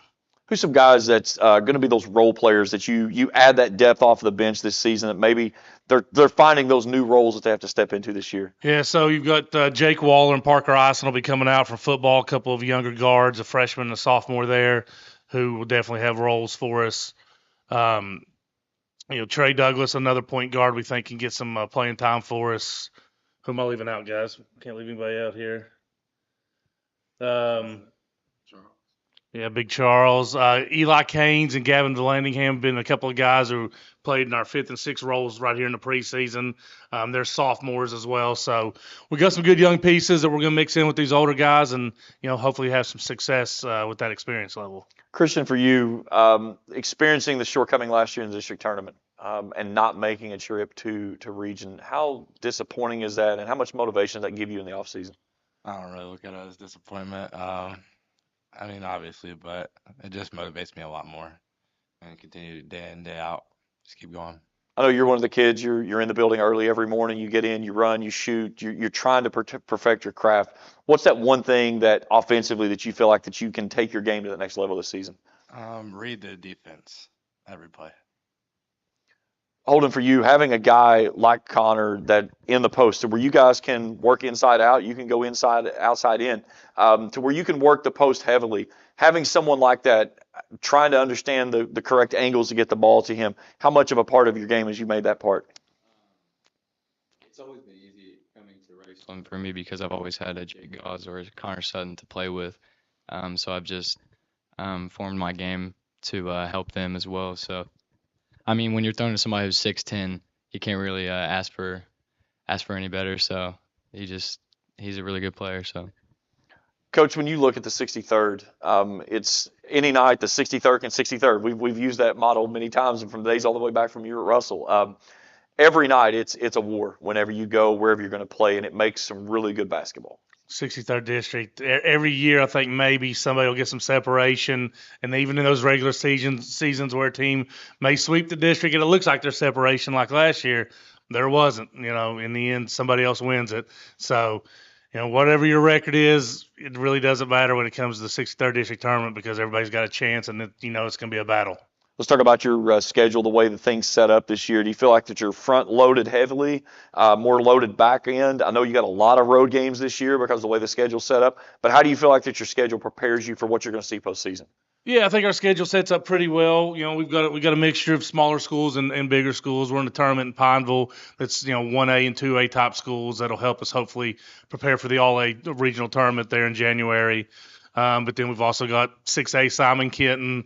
We've also got some bigger schools on there that we're going to play. So, we've got a good mixture there, and we're excited to get rolling. What's the thing you look at from last year that you feel like your team's ready to make the step forward this year? Knowing what success is maybe and how to continue that and jump over the hurdle. You've won the All-A, you're set at 10-5, and then, adversity hits, and we didn't respond very well. But I think a year older, little injury luck here and there, and these guys will know that, hopefully, we can repeat as All-A, but then to continue and focus on the district and district games and not have the hangover we had last season. Gentlemen, we greatly appreciate the time. We'll have you on Kool TV throughout the year, and we greatly appreciate that, and best of luck throughout the season. Yes, sir. Thank you for your coverage. We appreciate you. Raceland Rams in the house. Let's shift gears. Go over to Coach Corey Allison from Greenup County. Coach, good evening. How are you? Doing well. Let's pass the microphones down there so we can hear Coach a little bit better. There we go. Coach, I'll give you an opportunity here. Let's introduce your guys that you got with us first, and then we'll dive right in. Okay, I have Eli Atkins here to my left, Cohen Underwood, and Bryson Chandley.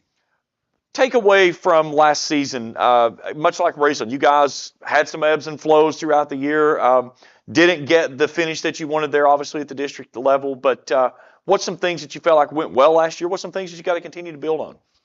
I think the process of just filling the guys out and understanding the direction that we wanted to take the Musketeers in that season, with me just being the first year coach, and then these guys playing new roles as starters on the varsity level on that big stage.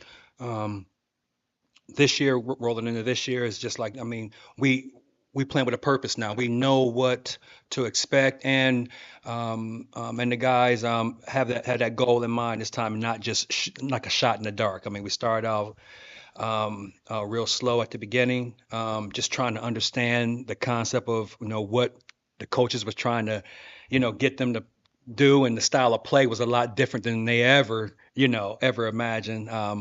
But just filling things out and building off of that and making it this year to where we're more comfortable with the roles that we're playing.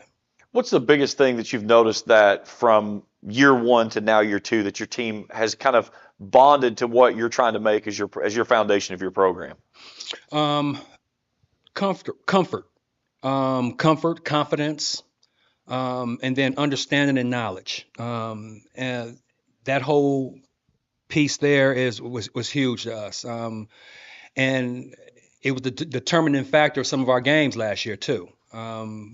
Knowing how should I say it? How to take that and playing with that blood pressure at a high level, and then understanding too when you're going into the games, not just saying, okay, or this team's going to beat us. They actually was going into games that last year at the end of the year thinking that they can win the game. And I think this year they come in with, they worked hard all off season and proud of them. And this year now they had that gleam in the eye, versus the deer in the headlights look. Yes, sir.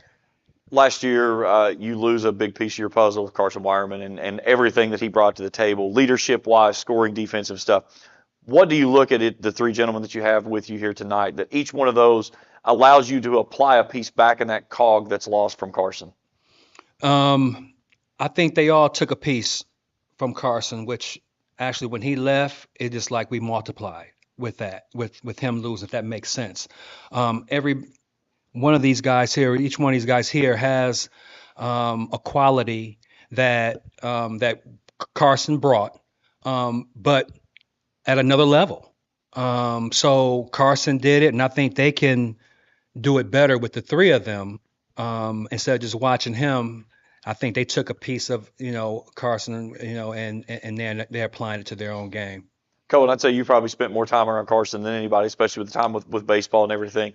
What's the biggest thing that you look to what he did to help build Greenup County where it is, and that you want to continue to carry that torch of what he's left? Carson, first of all, a tremendous player. It's been great to play with him all those years.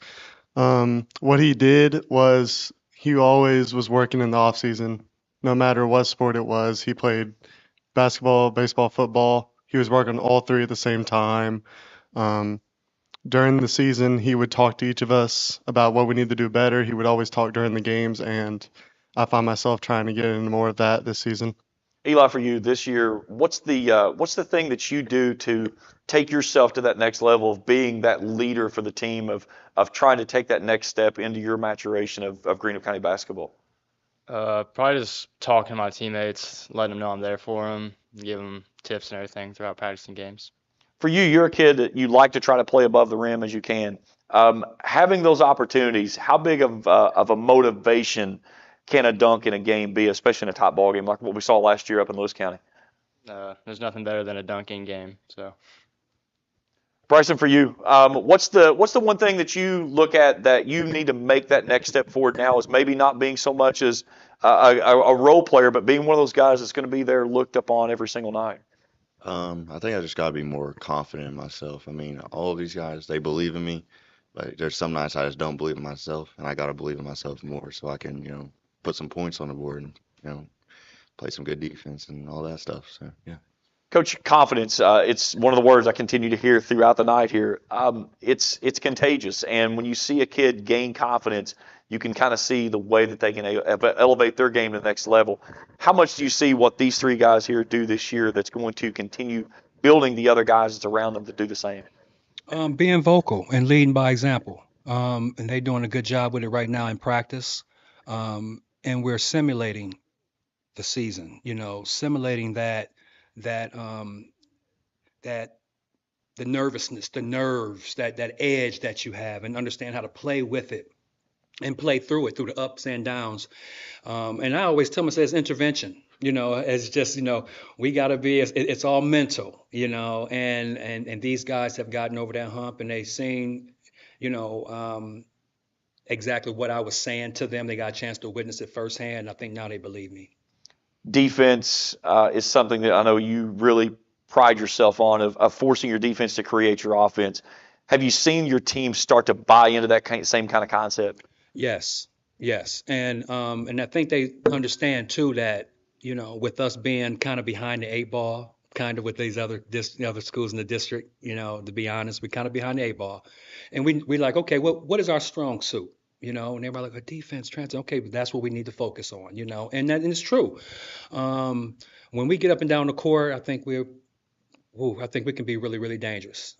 They're athletic, they're high energy kids, and they love playing for each other. So the defensive part, they're buying into, and we've been stressing it and just stressing it. And we still got some work to go. Some things to do, some personal goals that we have for ourselves, and we set an expectation high, and now they just understand that they just can't settle for a little bit of success. Cohen, defensively, how much do you think that what you guys will accomplish this year starts on that first defensive stop that's going to transition into your offensive attack? Oh, it's going to be huge. We, like you said, the dunk. That's huge. We're gonna have a lot of those this year. I feel like we had a lot in our scrimmages, so that's really gonna build momentum. And after that, we would just keep scoring, and at that point, most teams would just give up and then make the rest of the game easy. Eli, you're a kid that, like I said earlier, you like to try to get to the rim. What's something that you've been able to understand of how to get to the rim under control, but also getting the other guys around you that need to be involved when somebody steps in to try to take away that driving lane? Well, I'm just expecting when I get to the rim, they're going to put 2 or 3 people on me, so I just have to have my head up and know someone's going to be open. Coach, you look at your schedule. What do you think that you set up? Are you very heavy front end of the schedule, loaded on the back end, a very balanced schedule that gets yourself prepared for what you're going to see come postseason? Heavy in the front end. We have some heavy hitters at the beginning, as you say, but I told them, I said, hey, to be somebody, you got to play somebody, and we're not hiding, and I think these guys are up for the challenge. And I want them to see what basketball is really like. And I want them to see what it's like in that moment. High school is a beautiful thing. Like, you only get one shot at this. And I want them to be able to experience this at a high level, win or lose. I mean, we don't lose, we have lessons. So through it all, it's just the experience and being able to appreciate that moment and not having no regrets. Well, Coach and gentlemen, I greatly appreciate the time coming in this season. We'll see you on the court. Best of luck in your season as you go through. All right. Thank you, sir. We'll step aside for a break. We come back. We'll continue our coverage. This is the 16th Region Basketball Preview Show on the Kool Sports Network. Bust. When I first joined the board at Papa John's, I brought some big ideas. We're going to need more pepperoni. But my biggest idea, the Shakaroni pizza. Bigger, bigger, bigger, bigger. More is better. It's extra large with extra cheese and covered in more than 60 pepperonis. When I say a handful of pepperoni, I mean my handful. What makes Shakaroni huge is that Papa John's donates $1 from every pizza to the Papa John's Foundation. 1, 2, 3, Shakaroni! Pizza gets bigger when you Shakaroni. Only at Papa John's. River Cities Builders is a licensed general contractor specializing in commercial and industrial projects, and they have a history and reputation of providing top-notch expertise through their experienced and devoted workforce. River Cities Builders also is a gas facility maintenance company offering petroleum equipment maintenance and EMV-compliant upgrades for smart payment terminals, and they offer 24 hours, 7 days a week emergency service. Call 606-473-4112 or visit rivercitiesbuildersinc.com. When you have business away from home or a planned event far from your comfort zone, you're probably going to need a little help. Let A&A Porta Potties assist you with all your portable toilet needs. Whether on a construction site, planning for an outdoor wedding, or any other outdoor event, A&A Porta Potties are here to assist you. A&A Porta Potties also rents out storage containers, office containers, cooling fans, tables, and chairs. A&A Porta Potties, there is no event too big or too small for us to accommodate you. Primary Plus is celebrating 40 years of its mission of quality, advanced, affordable health care. With over 11 primary care locations throughout the region, Primary Plus believes in our communities and our patients. The Primary Plus name means primary care plus so much more. Offering extended services such as women's health, pediatrics, dental, counseling, diabetes management, infusion services, and on-site pharmacy that offers free delivery. Primary Plus believes in connecting health care for you and your family and is always welcoming new patients. Learn more at primaryplus.net. Where does your money go? When you bank with us, your deposit becomes your neighbor's loan. A real estate agent sells a house. They get a commission. They deposit it with us. We use it to make an auto loan to one of our customers. Hometown people helping each other grow. That's what it's all about. First and People's Bank and Trust Company, member FDIC. We are the home office.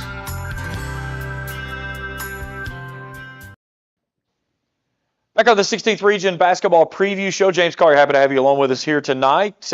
Proud to have us in studio now. We've got Coach Clarence Thompson and the Fairview Eagles. Coach, good evening. Good evening. How's everybody doing? Doing well. Thanks for joining us here tonight. Let's take a moment first. Let's introduce players that you got with you. To Mal Smith, Stephen Bubba Day. Guys, welcome in. 2 leaders, 2 seniors. 15 and 16 last year, Coach. You had some ebbs and flows along the way. You had a nice winning streak there in the middle part of the season. Got off to a quick start. Some losses that kind of compounded there. What did you take away from your team that you did well last year? What's some stuff that you want to continue to build on? Well, we're trying to build on, players 4 through 7 last year didn't average many points combined, maybe 8.7, 9 points a game. This year, we've got some depth.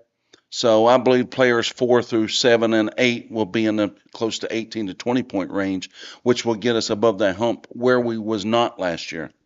These 2 guys are they'll be our leading scorers, but we need the other guys to chip in too from that standpoint. And for you, I know it was you trying to figure out some things of what your program had, what you could build off on, and the scoring, replacing a guy that could drop 30 points a game. You wasn't going to do that with one player. Well, the thing about this, when I first got there, I was told, Fairview previously, the year before I got there, averaged, I think, 53, 54 a game. They lost their number 1 scorer. Don't look to score a lot of points and don't look to win a lot of games because I believe at that point they won 11 games that year. So, I guess the mindset coming in was like, and it was everyone's mindset in the whole area. And after the first day of practice, I'm looking at everybody like, there's just no way.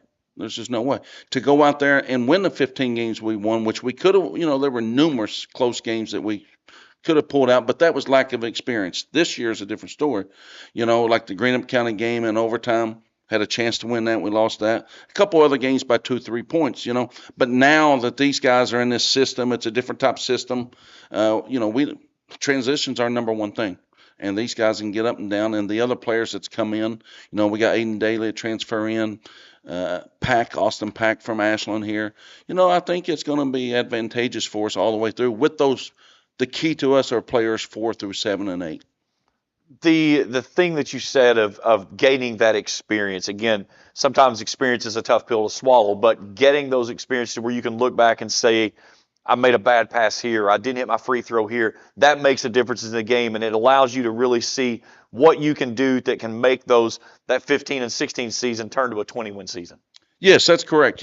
I look at last year, and Tanner Johnson was a great player. But then again, those shots that he took can be diversified now with those particular players 4 through 7 and 8. And, the percentage-wise are going to be pretty good also because these guys, everyone knows already, they're going to get double, triple team, whatever. But my philosophy is the following. We go out and score more points, we win. Tamel, for you, you're a guy that you can shoot the deep ball and do it in transition. How much do you see when you get that going for what you do? How much do you see that open up the offensive attack for you guys? Once I start knocking down my threes, it gives Bubba a chance to get open and get a bucket in the paint or a mismatch, or we can pick and roll, get a mismatch on him. And when I say like I'm driving to the basket, defense collapse, open 3 for Tanner Reese or Aiden Daly, Pack. Yes. I know Coach talked about, he said you're going to see double teams at times this season. Are you in a position to where you feel comfortable with the basketball and the way that you carry yourself offensively to deal with those double teams and understand when you draw that double team, it's leaving somebody open for an open look? Mm-hmm. Yeah, I say I'm very comfortable with that. I feel like if we move, everybody on the floor moves, they won't be able to double team me all the time. Stephen, for you, when you like what he was talking about, he gets that driving lane and that help side comes. You're going to be that guy down low that he's going to be able to dump it into, especially with those high pick and rolls. What part of your game do you feel like that you're developed to make that step, like Coach is talking to you, to be that next type of scorer that you need down low? Just consistency. If you're consistent at doing it over and over again, I mean, they have to play you. I mean, they can't always just drop down and double team them. So, I mean, if you're just consistent on what you're doing, then, I mean, they have to show you respect on it. You led the team in rebounding last year, just under 8 a game. What is it that you really have the knack for, the way that you get after the basketball, especially on the offensive glass? Just like looking at the angles of where the ball might come off of, depending on where they're shooting it. Also, like the spin of how different people shoot it. I mean, some people on our team, they have a lot of spin. Other people have knuckleballs. Somebody shoots it in the corner with a knuckleball, it's not going to go that far. So it's just going to drop down. Or somebody spins the ball really well from a corner, it's going to pop off really bad. So just looking at how everybody shoots it, studying it, and looking at different angles of where it might come off at. Coach, he brings up a great point there, because you see so many players, they are good rebounders, but they get themselves in terrible positions to rebound the basketball. And especially if you've got a team that likes to jack long-range shots, typically those rebounds are not going to be there on the post. That's correct. I've learned the hard way, basketball is a game of angles. And that comes right down to what he's talking about. You get out there early. It's called preparation. You got to know who you're playing. You got to know which kid's shooting from the corner, which kid's shooting from the top of the key, how consistent they are, where they go left or right, whatever. From that standpoint, you got that down. So every player from every angle is in that position. And then, basketball's a game of angles. Most likely it's going to come if it's a miss right there. If it goes in, you get out and go. You know what you get from him on the glass. Who's some guys that's going to be able to back him up down there as well? Well, we got Chris Harper, who's come a long way. He really has. In a year since I've been here, he's come along. He's worked hard.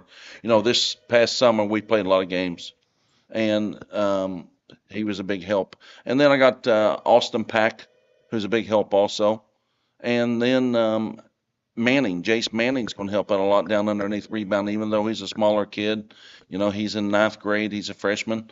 But he's going to play an impact this year also. When you look at the way that you guys are going to have to rebound the basketball and that defense turns into offense, how much are you playing on that, of starting that transition, of getting that offensive attack moving forward? Well, we got Cavante Spades-Odes, who's a very good defensive player. Just depends on who we're playing and what position we have to go out. You got 4 scorers. Obviously, we need 4 defenders.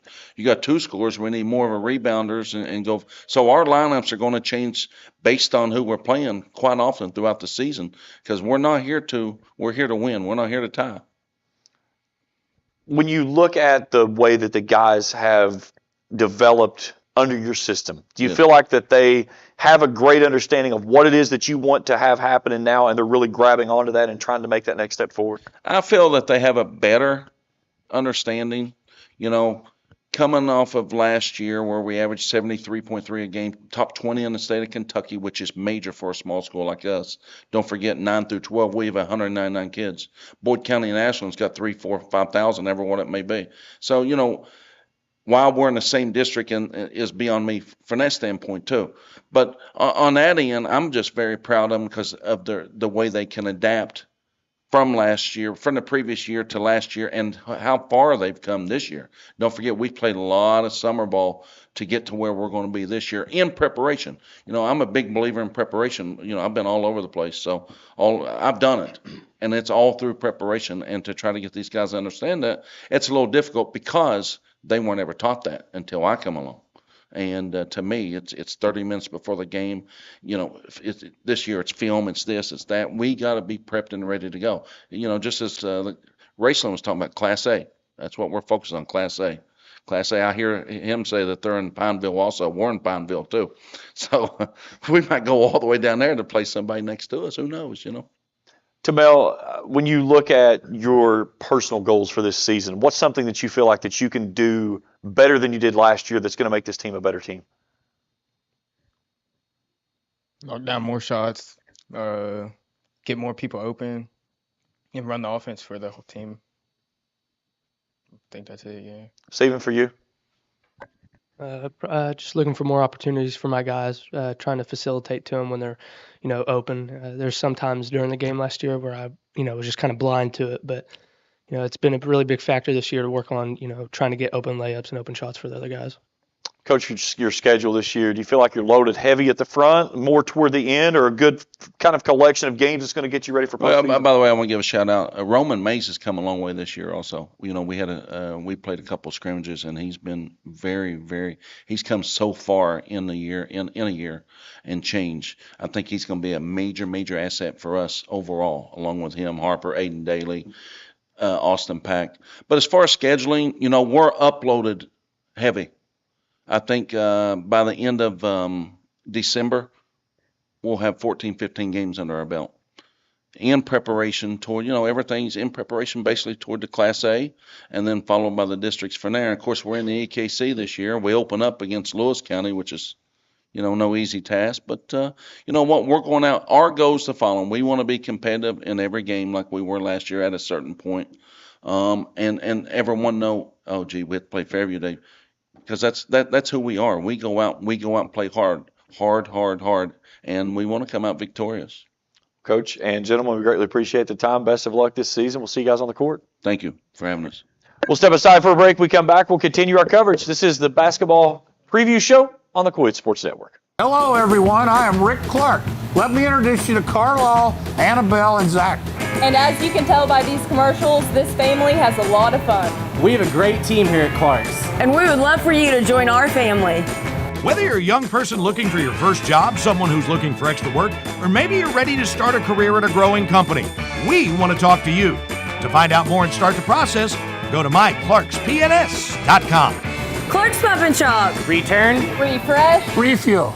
If you're looking for a complete discount pharmacy with old-fashioned service and excellent prices, look no more. Since 1979, Stultz Pharmacy has provided our area with the finest in pharmacy care, 24-hour emergency prescription service, free delivery, and drive-through service for prescriptions. Stultz Pharmacy continues to fill all of your expectations. They carry a nice selection of gift items. For hometown service, see the professionals at Stultz Pharmacy in Greenup. More than you expect from a pharmacy. Stultz Pharmacy. I'm April Perry, the CEO of Kentucky Farmers Bank. On average, our employees have been with Kentucky Farmers Bank for over 10 years, and that is important to you and us. We want you to know who you are dealing with. Whether you are financing a new home, buying a car, or remodeling your kitchen, Kentucky Farmers Bank is the better bank for all your needs. Kentucky Farmers Bank, the better bank for all your financial needs since 1931. Located in Ashland, Summit, and Catlettsburg. KentuckyFarmersBank.com. Member FDIC and Equal Housing Lender. JD Flooring, 2017 Ashland Road Greenup has been family owned and operated for over 30 years, featuring top-of-the-line material, guaranteed installation, and absolutely no one can beat JD Flooring's price. Need to replace your current flooring in one room or the entire house? Call JD Flooring in Greenup, 606-473-0411 for a free estimate. A call can get your house ready for any occasion. You'll absolutely love your new flooring from JD Flooring, 2017 Ashland Road, Greenup. Success comes with teamwork. At Bluegrass Community Federal Credit Union, we have one goal, one team, with people helping people. Bluegrass Community Federal Credit Union salutes all the athletes who strive to be their best, as do all your friends at Bluegrass Community Federal Credit Union. 2321 Carter Avenue, Ashland. Bluegrass Community Federal Credit Union. Member NCUA and an equal housing lender. Back here on the 16th Region Basketball Preview Show, on location in Rowan County over in Moorhead, joined with a pair of players from Rowan County girls basketball. Coach Stokes not able to be here. He's got a sick child, so we send the best out to Coach Stokes tonight. But join me now, Lauren Eastham, Olivia Beach, and ladies, thank you so much for joining us. Thank you. Let's talk about last season. Lauren, for you, you were sidelined for a little bit there toward the end of the year. But how much did that give you the motivation to push yourself back to where you're trying to get back to be one of those players on the floor that this team has to kind of build around? Just now I got to step up a little bit, like on the scoring lines, that we're losing a lot of scoring. So I got to step up on that way. And then also be a big man since we kind of small this year. Olivia, for you last year, how much did you feel like when Lauren went down, did you feel like her roles that she had kind of dropped over to you a little bit more? In a couple games, I felt like it did, especially when we play games against girls on the bigger side. She's more of my help if I'm in front of a post. She's always behind, and we always kind of double team. And without her, it put more work on me to try to keep the defense from getting to them.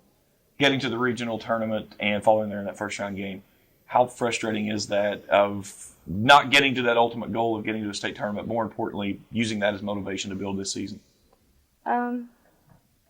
It was really hard because all last year we kept saying we're going to RUP, because we finally built a team that could actually work together and accomplish that goal. And this year I feel like we're missing a big part, and that being Haven on scoring wise, leadership wise. So I feel like this year we're gonna continue to let that be our goal and work harder and pick up some slack. And we have Destiny now, so I feel like she's gonna be a big help. Lauren, when you look at what Haven brought to the team, she brought leadership, scoring, rebounding, energy. What was the first piece that Coach Stokes said, this is what we have to replace to start making our next step forward past Haven Ford? Most definitely leadership. She's a big leader on and off the court. It just helps us a lot. What is it? What's been your role this season coming in of trying to fill all those voids that Haven left there, that you guys try to make that next step forward? Everything she's done, rebounding, passing, scoring, all that. Leadership, you got to fill that out. Olivia, for you, I know you were second on the team last year in rebounds, but a lot of those, it was Haven. She hawked the ball. How much have you gone to that next step of saying, okay, I've got to really be a warrior on the glass? I think without Haven being here during practices, I've gotten a lot better at running straight to the board, getting the rebounds, and then kicking it out. It's definitely harder without Haven being there, but I have Lauren, and I know that she's going to help me rebound. Lauren, what's it been like offensively with the team? You know, everything kind of built around Haven last year. What's it been like this year of trying to figure out those new roles and how the offense is going to operate? Well, we all just got to score, like spread out the scoring. That we got like 5 people on the court, they all 5 got to score. Like Haven, she dropped 25, 30 a game. We ain't got that, but we can score still. Is that something Coach talked to you guys about? Said, listen, we don't have someone that's going to go out and drop 25, but if I can get 5 from 5 different players, we can fill that hole. Yeah. When you look at ways to score the basketball, you know, Haven was, and you guys last year, get the ball and go. Is it still that mentality of grab the basketball and get down the floor? Is it try to play it in a half-court offense and settle down and find your shots? I think we're small, we're fast. I think probably the fast break is going to work best for us. Olivia, for you, being that person that's typically going to be on the glass, trying to get after the ball, how much has Coach put on you of getting that basketball and getting your feet turned the other direction to get that ball started in that fast break?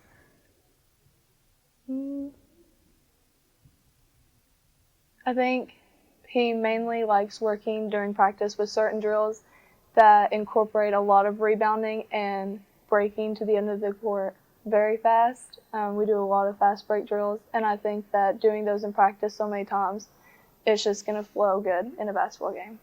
Defensively, how much has Coach put on you guys this year of trying to take that defense to that next level? When you lose a lot of scoring, typically you have to worry about your defense on the next side. Has he really focused on it this season? We focused a little bit on defense. We're still a great team when we play defense, lockdown. We mainly need to work on talking because Haven was a big talker. So that's one of the main things that we're working on right now. How much communication has the kind of that lack of been there for you guys and trying to figure out, like she was talking, finding a way to talk with each other so you know where everybody is? Yeah, the talking, we definitely have to step up this year. And, I mean, talking is a big key. Knowing where somebody is, knowing if there's a cutter. It all a big part that Haven had, but we can step up this year. Who are some players this year among you two that are going to see significant time and those new roles on the floor that they're going to work through this year? Brenley, Walker, Destiny on the back, Kelby Ford, Cassie Perkins. Diamond Mills. What's been the biggest thing for you this year that you kind of set it for a goal for yourself of those personal goals that's outside the team that you want to do that's going to make the team better? I definitely want to be the leader in rebounding with my height and my vertical, and being able to play good defense for the bigs where we are a small team. I want to be able to keep the ball out of the paint as much as possible. For you, Lauren? Basically the same thing as her, just rebounding, maybe adding some scoring to the team, and just being a leader. When you look at your schedule, obviously you want to make another trip back to Morehead State and back in the regional tournament. But as Coach really said, you know, we've got a lot of games scheduled. Those most important games that you got to focus on, though, are those district contests. Yeah, those are most definitely. Just to win the district's our big goal this year. Olivia, for you, getting back to the regional tournament, how fulfilling would that be after taking that early exit last year to Ashland? I feel like it would be amazing. one of my goals for our team this year is definitely to make it past the first round. I feel like after we play Ashland so many times, we kind of start to understand what to expect, some of their plays that they're always going to run, and hopefully we can watch film and know what to expect to keep it from happening. Lauren, when you look at this season, especially with so many new people trying to figure out their roles and stuff, how much do you kind of look at maybe those games that you play late November, early December, into January before you get into district play, of just kind of glorified scrimmages of trying to everybody figure out what those roles are, so when you play those games that matter the most, everybody's ready to go? Yeah, I think it may take us a few games to get the chemistry going, just because it's a big difference from last year. So I think once we start getting in the groove a little bit throughout the season, start connecting better. Well, girls, hopefully a good run again this year. Thank you so much for joining us this morning. We greatly appreciate it. Big thanks to Lauren and Olivia this morning for joining us on the program. Coach Matt Stokes unavailable to make it with a sick child. So, Coach, I know you'll be watching along. Hope everything is doing well with your family. And we missed talking to you guys today, but wish you guys a great Thanksgiving holiday. And we'll see you out on the court coming up later on this year. Well, staying in Moorhead, let's head back over to Rowan County. Sean Thacker and his crew was in. An anomaly for them last year, missing the regional tournament, something that's not happened in quite some time. But this team, they were watching the outcome of the season as it unfolded on TV, and they were already back in the weight room getting things ready to go. Let's head back to Rowan County with Sean Thacker and the Rowan County Vikings. Back here with Rowan County boys basketball, Coach Thacker and some players. Gentlemen, I'll give you a chance. We'll start all the way down here to introduce yourself, and then we'll get going from there. Colby Wilburn. Brady Myers. Jason Ingles. Guys, thanks for joining us today. Coach, another season for you. And last year, one of those uncharacteristic things that happens, you guys missed the regional tournament. Take me back through last season. I know there was a lot of growing pains that you had to work through there and just never could seemingly find that next step forward that you guys needed to make. Yeah, injury, definitely having to work through, Kobe missing 17 games last year with 2 different stints definitely didn't help us in any way. We felt like when we went up to play in the Hoosiers gym in Nicetown, Indiana, we played probably our best game of the year. And we walked out of the gym that day going, we're on track. We're going to be pretty good.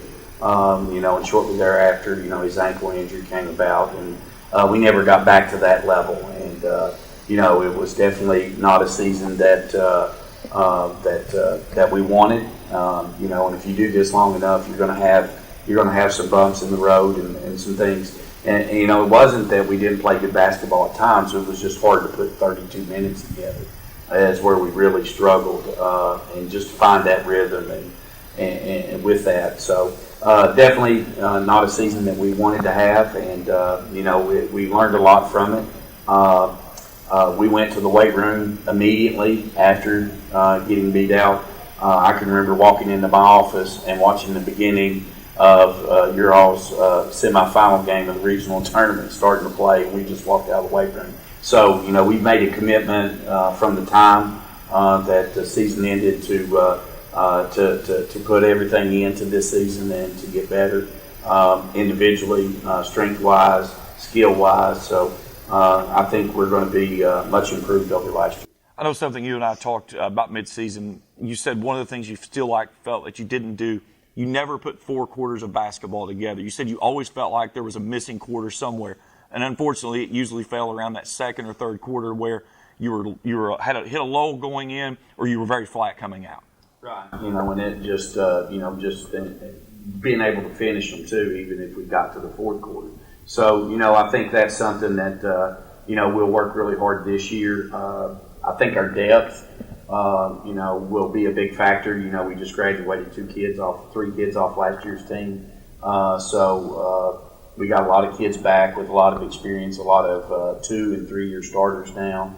Our bench depth is definitely going to be a big factor for us. As we've got a lot of kids. We've had some kids come back out too that didn't play last year. Plus we've had some kids who have transferred in here, so they moved back home or they took the AD job at Moorhead. So we've had some kids come back home. And we're looking forward to it. We've got our chemistry right now in the gym. We feel like it's really good. I think we're a together bunch, and it's going to take that in order to be able to take the number of kids that we want to get playing time for. But the way we want to play, we don't have a true dig. We're going to play fast. I know a lot of people say that at the beginning of the year, and it all tapers off when they realize that it's a lot harder to do than it's easy to say, it's hard to do. But I think this team here, with the depth that we have and the guard skills that we possess, we'll basically be starting 5 guards. So we'll be a little Ashland Boyd-like in what we're doing, so we're looking forward to the opportunity. We got a scrimmage on Wednesday against Fort Thomas Highlands. That'll be the first test for us, and the Benson kid up there is a really, really good player. And then Friday we're going to scrimmage Martin County at home, so we'll get a couple of good scrimmages in here before the season starts. Jason, for you to look at the way Coach was talking about 5 guards, but you guys want to play fast, does that really kind of suit the style that you want to go with? Oh, definitely. Playing slow wasn't really my type of thing anyways. Couldn't really get into a good flow, too much standing around. Now, where we got our 5 guards back and got Braden back, it's fast-paced, it's fun, just ready to get after it and go score. Braden, when you look at what the team had from last year and what they bring this year, what's the thing that you feel like that you're going to bring to the team this year? Just unselfish play, just making the extra pass, rebounding, just, getting the ball up the floor, rebounding, just anything to help the team out. Colby, for you last year, how frustrating was it that for you, you got over the ankle injury and then you're kind of settling back in and then an ankle injury again, and not being able to be there to help the team when you could see that was a significant piece that was missing from the floor? I mean, it was just hard, hard to watch, want to be out there and knowing I can't really do anything about it, and try my best to come back full and play through it. But, sometimes it's hard. Coach talked about you guys were in the weight room by the regional semifinal game. How much motivation was missing the district tournament last year fueling your guys' fire to get yourself back to Moorhead?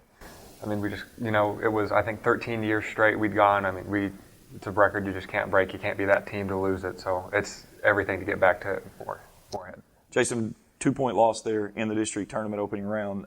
Those 2 points, to be so close of, like what he said, 12 straight years that you guys had taken care of things here on your home floor and getting a chance to go to Moorhead State there. How frustrating is that of being so close and coming up just a little bit short?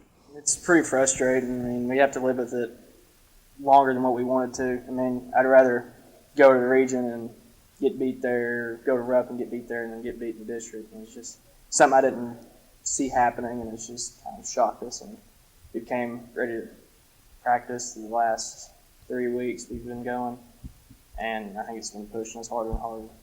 Braden, for you to settle in with the team, what's kind of been some of those growing pains that you've had to go through of just trying to figure out where your role is going to be? I mean, it's hard to come into like a new school and come back home and just fit in with the players. It's going very well right now, and just unselfish play, making the just extra pass for easy bucket. So it's been great. Coach, you talk about you want to play fast, and like you were saying, teams say they want to play fast early on, but then actually trying to do that.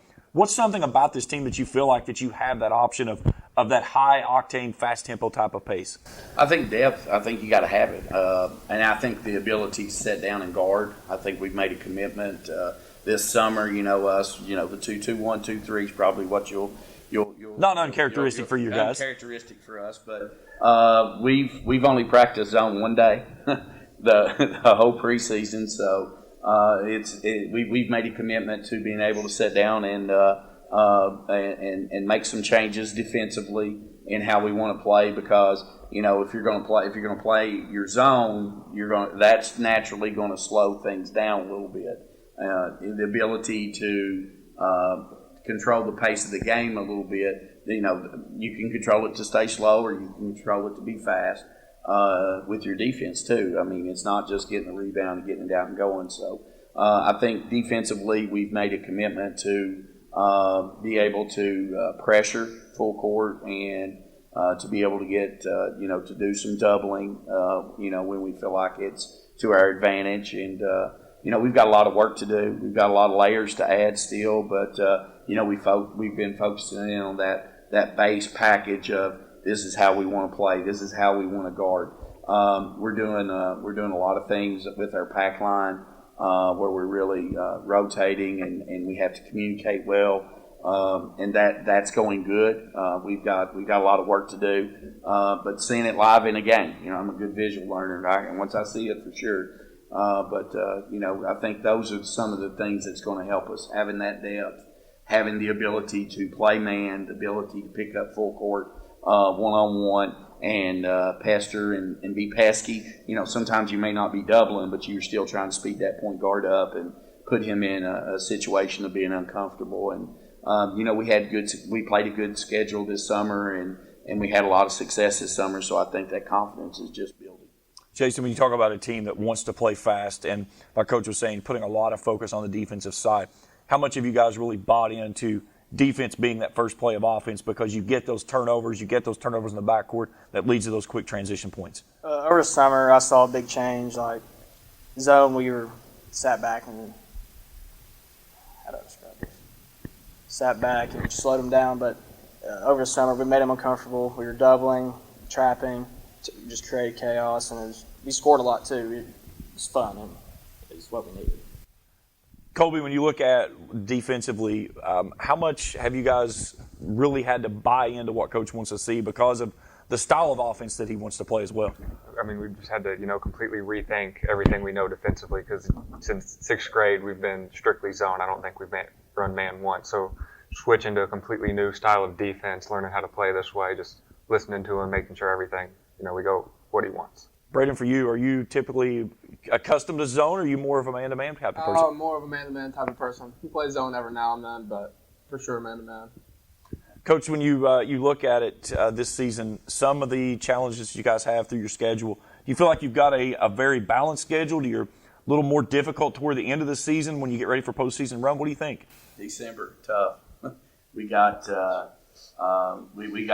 tough Saturdays in December. We open up the season with Mason County at home. We got Greenup in the EKC. We're going to get up on a Sunday and drive up to Mason, Ohio, and play Woodard. They got a kid going to play college football at Colorado State. They got another kid, it's probably the most athletic kid in the event, and it's a D1 college level event up there. We're looking forward to that. We come back and finish the EKC tournament that week. That Friday, we'll get on a bus, go to Christian County. It's going to be kind of a Glory Road event. They're going to combine Hopkinsville and Christian County, so they invited us back since their state championship in 2011 against us. So we're going to go down. I don't know if we're going to wear the old baggy shorts. Bring the old style back, right? Yeah, I got them back there. I don't know. They're pretty baggy, but I don't know. We're contemplating on that, but. And then we come back and we got Stockyard Bank Challenge, and it is a loaded event. We'll play Boyd County on Thursday night here, and then we'll take Friday night off. We'll have several games, 5 or 6 games on Friday night, and then we'll come back on Saturday and we'll play Pike Central. The Rigdon kid is committed to go to the University of Pikeville. His family is from Fleming County, Mason County. Last year when they were here, they brought a huge fan base to watch him play, so it'll be a great environment for our kids. Morgan County's coming. I mean, we got a host of a bunch of teams. We're going to go to Clark County. We're going to play Somerset. They're top 3 or 4 in their region. We played them last year up in the Hoosiers gym, so they got all their kids back, so it'll be a great game for us. Win or lose, you got Clark or Lafayette the next day. Then we're going to go to Sandestin, Florida, and play teams from Alabama and Mississippi. So if we're 500 at the end of the month, we could have a losing record at the end of December and be playing some really, really good basketball. It's not a matter of the wins and losses so much in December is how are we going about our business? What is our team chemistry like? Are we sticking together? Do we know there's light at the end of the tunnel that's going to make us better? The schedule's going to make me make those decisions early. There'll be no fool's gold out there to hang our hat on. We're going to find out who to quote Coach Sloan, who can carry the mail real early. So, Well, Coach, we greatly appreciate the time. Gentlemen, congratulations on making it through so far with this year. I know playing for him, it's always a challenge, but Coach is a good guy. He'll take care of you guys. Coach, always a pleasure. Thanks for joining us. Thank you. We'll step aside for a break as we continue our coverage here on the 16th Region Basketball Preview Show on the Kool Sports Network.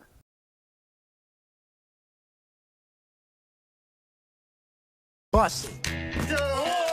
When I first joined the board at Papa John's, I brought some big ideas. We're gonna need more pepperoni. But my biggest idea, the Shakaroni pizza. Bigger, bigger, bigger, bigger. More is better. It's extra large with extra cheese and covered in more than 60 pepperonis. When I say a handful of pepperoni, I mean my handful. What makes Shakaroni huge is that Papa John's donates $1 from every pizza to the Papa John's Foundation. 1, 2, 3, Shakaroni! Pizza gets bigger when you Shakaroni. Only at Papa John's. River Cities Builders is a licensed general contractor specializing in commercial and industrial projects, and they have a history and reputation of providing top-notch expertise through their experienced and devoted workforce. River Cities Builders also is a gas facility maintenance company offering petroleum equipment maintenance and EMV compliant upgrades for smart payment terminals, and they offer 24 hours, 7 days a week emergency service. Call 606-473-4112 or visit rivercitiesbuildersinc.com. When you have business away from home or a planned event far from your comfort zone, you're probably going to need a little help. Let A&A Porta Potties assist you with all your portable toilet needs. Whether on a construction site, planning for an outdoor wedding, or any other outdoor event, A&A Porta Potties are here to assist you. A&A Porta Potties also rents out storage containers, office containers, cooling fans, tables, and chairs. A&A Porta Potties, there is no event too big or too small for us to accommodate you. Primary Plus is celebrating 40 years of its mission of quality, advanced, affordable health care. With over 11 primary care locations throughout the region, Primary Plus believes in our communities and our patients. The Primary Plus name means primary care plus so much more. Offering extended services such as women's health, pediatrics, dental, counseling, diabetes management, infusion services, and on-site pharmacy that offers free delivery. Primary Plus believes in connecting health care for you and your family and is always welcoming new patients. Learn more at primaryplus.net. Where does your money go? When you bank with us, your deposit becomes your neighbor's loan. A real estate agent sells a house. They get a commission. They deposit it with us. We use it to make an auto loan to one of our customers. Hometown people helping each other grow. That's what it's all about. First and People's Bank and Trust Company, member FDIC. We are the home office. Back here on the 16th Region Basketball Preview Show on the Kool Sports Network, James Collier now joined with East Carter boys basketball, Cole Brammer, Blake Hall, Evan Goodman. Guys, thanks for joining us this morning. Thanks for having us. Thanks for having us. Appreciate it. Coach, let's talk about last season. A remarkable run into the regional tournament, and you get in that thrilling game there with Boyd County. You come up on the short end of the stick, but, man, what a valiant effort you guys put together. Yeah, absolutely. You know, I feel like anytime, you're going out and on the floor at the regional tournament, and, it was a tough loss for us, but for us to go over there and have that performance and, kind of go into the offseason with that kind of motivation, I really think it's done a lot of good things for us this offseason. It's kind of fueled the fire, even a little more so than it already had been. And, it left a good positive feeling on us. We feel like we belong there, and we showed everybody else that we belong there as well. Let's talk about you two guys you got with you here. What did you take from these two that they learned from that season last year, kind of that rebuilding phase for you and getting things the way you wanted to go that you bring back into the season this year? Yeah, absolutely. These two guys, Blake and Evan, I've coached both of them now for several years and, pretty familiar with everything that they do well on the floor. And they done a lot of things well for us last year, and we're going to need that to continue. I think last year there was an adjustment period. When the season started, they kind of had to realize, they were the guys now. They were going to be in the spotlight, and that comes with a lot of pressure. And I feel like once we got kind of understood that, and once we realized what that was, these guys done a really good job. Both of them having exceptional seasons for us last year and making an all-area team. And then, coming back for senior seasons, I'm very excited for both of them. Evan, for you last year, what was it that when you kind of felt like you got in your rhythm there early on and you were kind of that catalyst on the scoring side of things that got you guys going? Well, we run a lot of plays for me, and Coach over here likes to call for low a lot from me. And my dad's been telling me that I need to get to the free throw line more. So, I mean, once you get to the free throw line early in the game, get knocked down a couple free throws, it helps you score the rest of the game. When you get that confidence going, when you get to the free throw line, does that kind of help boost you to get to that next level that you want to do offensively? Yeah. Blake, for you, you were kind of the guy that was big on the glass. You were the warrior down low. You're not, as the height-wise, you're not the biggest guy out there, but you're always the most physical guy that's on the floor. Is that something you got to take pride in? Yeah, I just don't want to, no matter what game, win, lose, I just want to leave it on the floor, and I just go out there and play hard and hope we can get a win.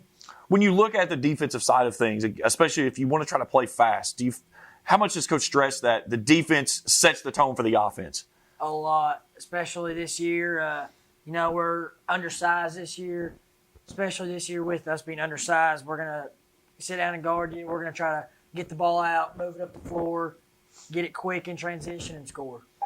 Evan, for you, getting the ball out in transition very quickly, how big is that? Especially, like you said, you're undersized. So you want to try to stretch the floor. You want to try to get it up and down.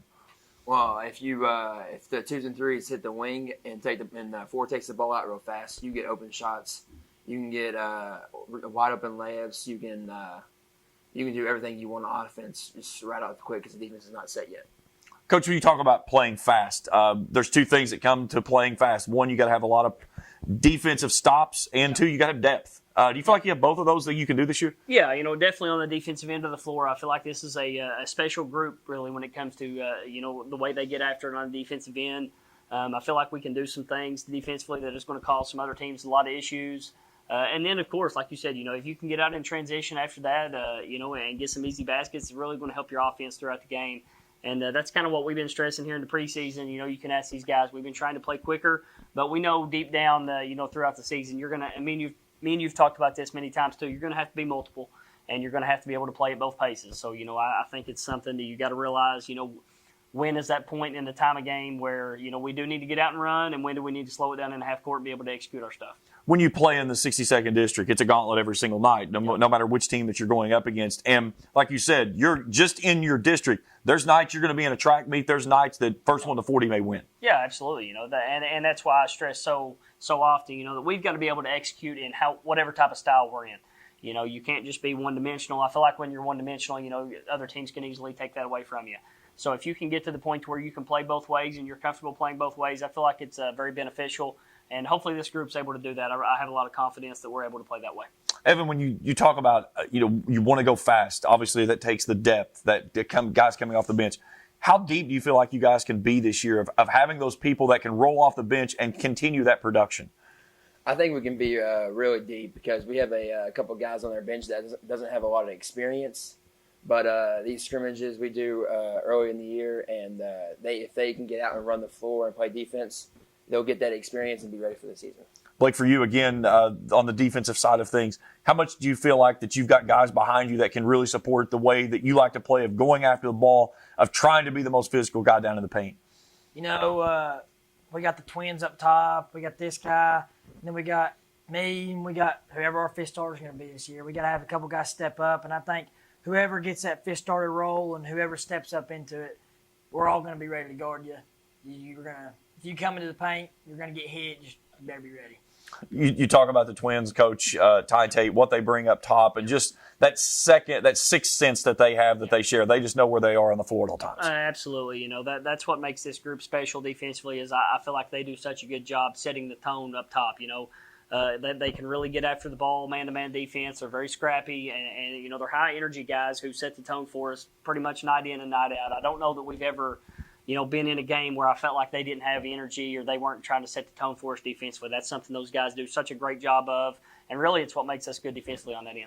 When you talk about playing fast, a lot of times you'll hear coaches talk about we got to have positionless players. Do you feel like you're at that point this year, or at least in some form or fashion? Yeah, absolutely. You do. You got to be multiple, and we've talked about that, and it does. It's a situation where, like you said, we've got to have depth, so it doesn't matter what 5 guys we've got on the floor. We've still got to be able to play and execute, what we're trying to do. So, we got some younger guys who are really coming along and have had really good preseasons for us, and I'm excited for them to get the opportunity. Let's talk about your schedule.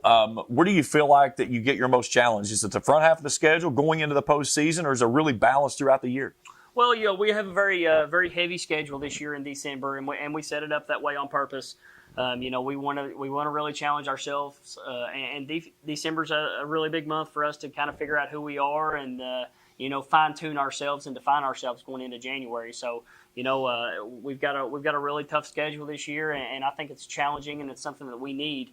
We're excited for it, and I think it's going to be good for the long haul. Evan, coming up short there in the regional semifinals last year, how much motivation has that put for you as a senior this year of trying to get yourself back to Moorhead and try to make a trip to Rupp Arena? Well, it puts a lot of motivation, especially for me, because if I hit that free throw, we probably end up winning the game. But you're not thinking about that one much, are you? No, not at all. Again, talking about fueling the fire, I think we've had some fuel added to our fire this offseason. Blake, for you, that terrible feeling of the defeat there in the region semifinals, how much motivation did that spark with you? It's been a lot. I know we ain't stopped talking about it. We ain't stopped watching the game. We watch it all the time, but every time we're in there, we're talking about it, giving this guy crap about it. But, we're going to be ready to come out and play this offseason, and I think it's going to be fun. Coach, when you look at a situation like that and you talk about so many plays that happen throughout a game, and it's not the play that happened in the 32nd minute, it's not the play that happened in overtime. There's plays along the way, but it shows in the grand scheme of things of how important something in the first quarter can happen as well as in overtime. Well, it does. And what our guys done such a great job of, last year in the regional tournament that put us in position to win the game was they really bought into our game plan. And that was something that we had emphasized that we really needed to do a good job of, and our guys bought in. And really that's what I like so much about this team is, if we come with a plan, it's not really a thing that I have to worry about if our guys are going to put everything they've got on the floor that night. And, that's a good feeling as a coach, knowing that you got a team and a group of players that really are going to buy into what you're teaching and give it everything that they've got. The 62nd district, the gauntlet that we call it, I think it's probably arguably one of the toughest districts in the entire state. West Carter, Morgan County, Elliott County. What do you get from the style of play that you have to play from those three teams that get you so ready to go for postseason? Well, it is, just because every game, every district game is so important, and none of them, you can't take any of them for granted. It's one of those things where, and these guys have realized that. We've had certain situations where, there's always going to be that one district game throughout the year that you just don't play your best in. You don't have it that night, and you got to be able to do different things on the floor to find a way to win those games. And I just think it's such a challenging, district at times that it provides a mental toughness edge for you going into the postseason. You've kind of been in those high-pressure games and those high-pressure environments, and, it's really good for us. You're going to be in a battle every night, and, these guys have done such a good job in those games and of realizing what the opportunity is and, put ourselves in the regional tournament back-to-back years and hoping to make that 3 years in a row. Evan Goodman, Blake Hall, and Coach Kool Brammer. Guys, thank you all so much for joining us. Good luck this season. Thank you. Appreciate it. Thank you. And a big thanks to Kool Brammer and East Carter Raiders for joining us out in Grayson this morning. They had to meet the Raiders tonight, so that was the reason they were not able to make it in. So I was able to get out there this morning and catch up with Kool and his group. I think they're going to be a team that's really going to be solid in the 16th region this year.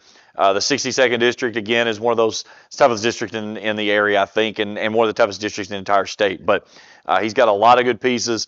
Ty and Tate Scott, Evan there, Blake Hall. They've got some pieces of the puzzle that I think they're really going to make some noise in the 16th region as they go through. Well, let's go back to Grayson for our final interview tonight. Matthew Clark and his East Carter Lady Raiders trying to build off a 10-win season last year. Met with him and a couple players to wrap things up here tonight.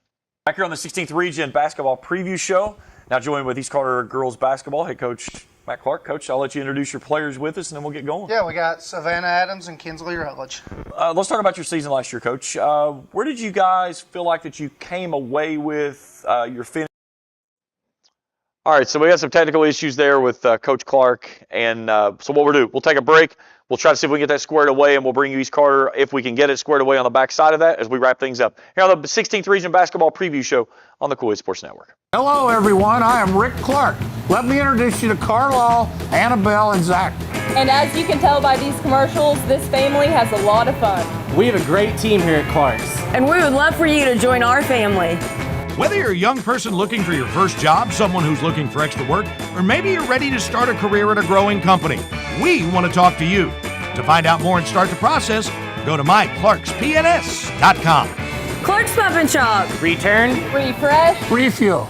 If you're looking for a complete discount pharmacy with old-fashioned service and excellent prices, look no more. Since 1979, Stultz Pharmacy has provided our area with the finest in pharmacy care, 24-hour emergency prescription service, free delivery, and drive-through service for prescriptions. Stultz Pharmacy continues to fill all of your expectations. They carry a nice selection of gift items. For hometown service, see the professionals at Stultz Pharmacy in Greenup. More than you expect from a pharmacy. Stultz Pharmacy.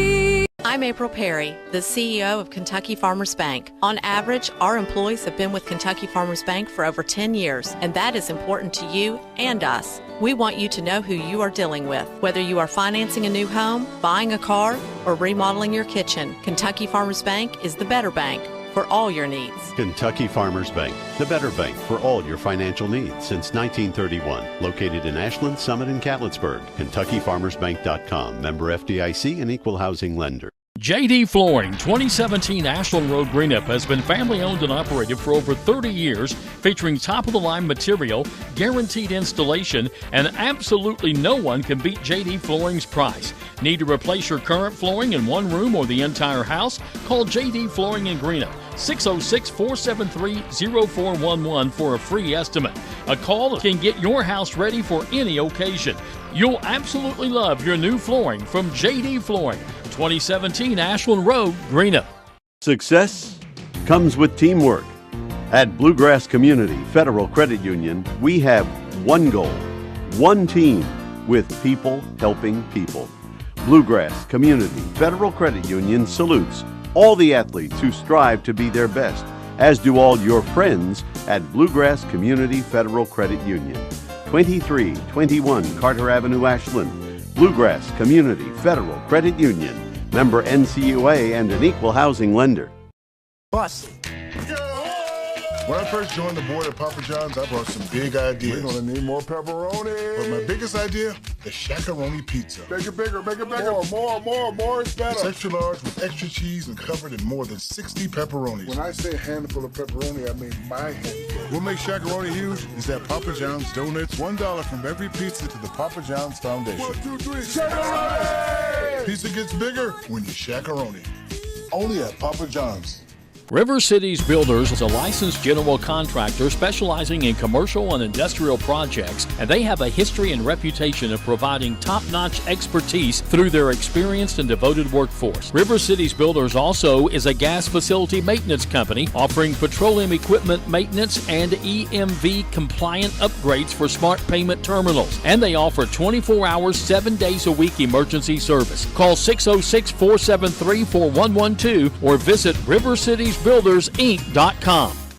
When you have business away from home or a planned event far from your comfort zone, you're probably going to need a little help. Let A&A Porta Potties assist you with all your portable toilet needs. Whether on a construction site, planning for an outdoor wedding, or any other outdoor event, A&A Porta Potties are here to assist you. A&A Porta Potties also rents out storage containers, office containers, cooling fans, tables, and chairs. A&A Porta Potties, there is no event too big or too small for us to accommodate you.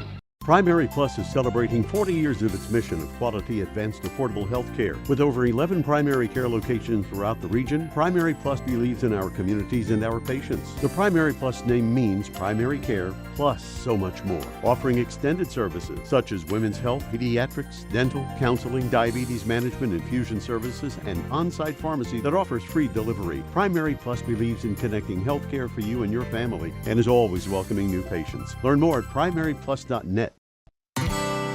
Where does your money go? When you bank with us, your deposit becomes your neighbor's loan. A real estate agent sells a house. They get a commission. They deposit it with us. We use it to make an auto loan to one of our customers. Hometown people helping each other grow. That's what it's all about. First and People's Bank and Trust Company, member FDIC. We are the home office. Back here on the 16th Region Basketball Preview Show. Now joined with East Carter Girls Basketball head coach Matt Clark. Coach, I'll let you introduce your players with us, and then we'll get going. Yeah, we got Savannah Adams and Kinsley Rutledge.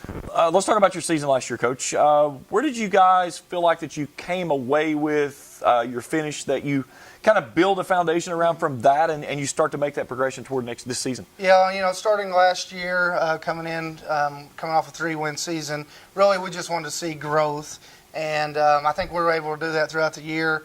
We went from 3 wins to 10, and we're hoping to add to that this year and have a good year. What was the things that you really focused on after a 3-win season to go into pushing it out to 10? What were some of those things that you feel like those intangibles that you had to fix? Well, one thing, we had to get to know the girls and what they could do and their strengths and what we could do to really show what they do well. And then once we got going, we were able to use practice time to really work on weaknesses and work on fundamentals, and then just start trying to gel together as a team. What was some things in the off season that you identified from last year that you wanted to carry over this year and continue to build on those? Yeah, we've spent a lot of time early working on fundamentals, working on ball handling, and now that we are getting everybody back together. Like Savannah wasn't with us for a lot of the year last year. We lost her in the summer. So just getting everybody together, finding new rows and things, we're really just looking forward to getting started and seeing how everybody meshes together. Tell me a little bit about what each of these 2 players here bring to the table. Well, I'm hoping they both have big years. If they don't have big years, then we're probably not going to be as successful as we want to be. We're going to look to them to lead us in every facet. So if they have a good year, we'll have a good year.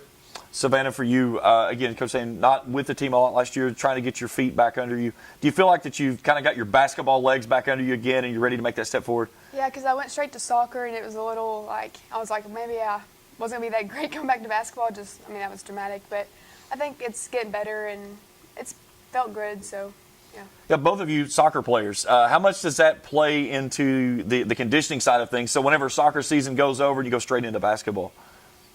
Go ahead, Savannah. It's a lot different. Basketball is I feel like there's a lot more running up and down, but it's 2 different conditionings to get into.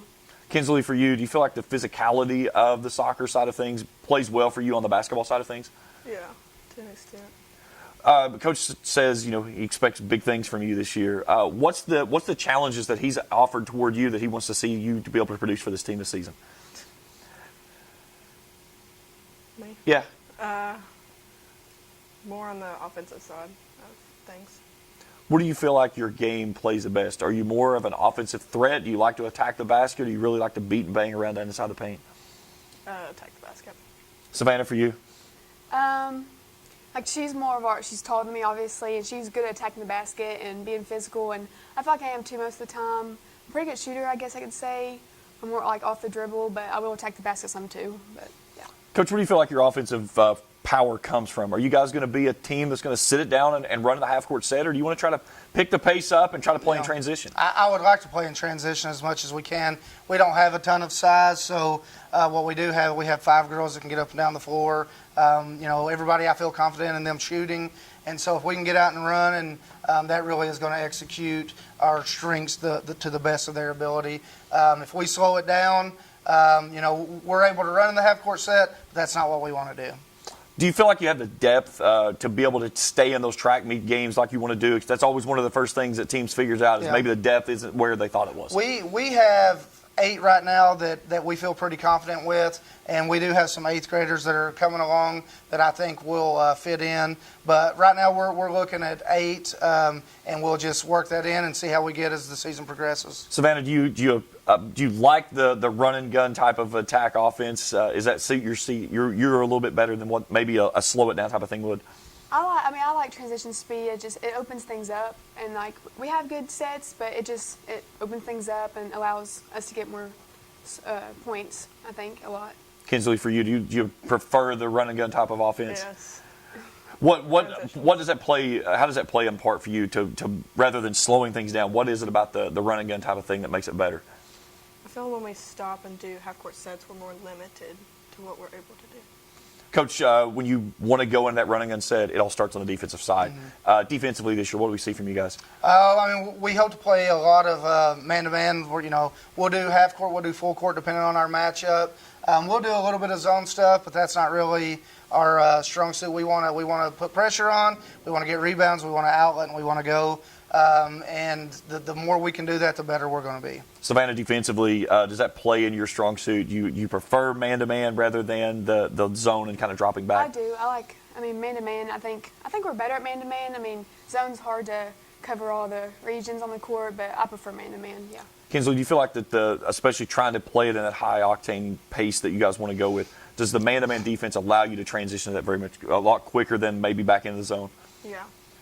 She's just full of words. Yeah. And I'll say this, when we go zone, that really hurts our tempo as far as the offense, because we start slowing things down, and then it's constantly, you're having to go from that slow down to speed up. So keeping it man-to-man and being able to transition out of that really helps us keep the tempo we want. Let's talk about your schedule, Coach. Do you feel like you're front-loaded, back-loaded, kind of a good balance throughout the season? What do you got? We have a pretty good balance. December's pretty heavy because we do play in 2 tournaments over Christmas break, which is fine because, we don't have that wear and tear of the everyday school and practices and all that. We get more of a break in between things. And then after we get back from Christmas, it's usually about 2 games a week. So it's a pretty good schedule. It's balanced pretty well. Coach, ladies, thank you all so much for joining us. We greatly appreciate it. Good luck this season. Appreciate it. Thank you.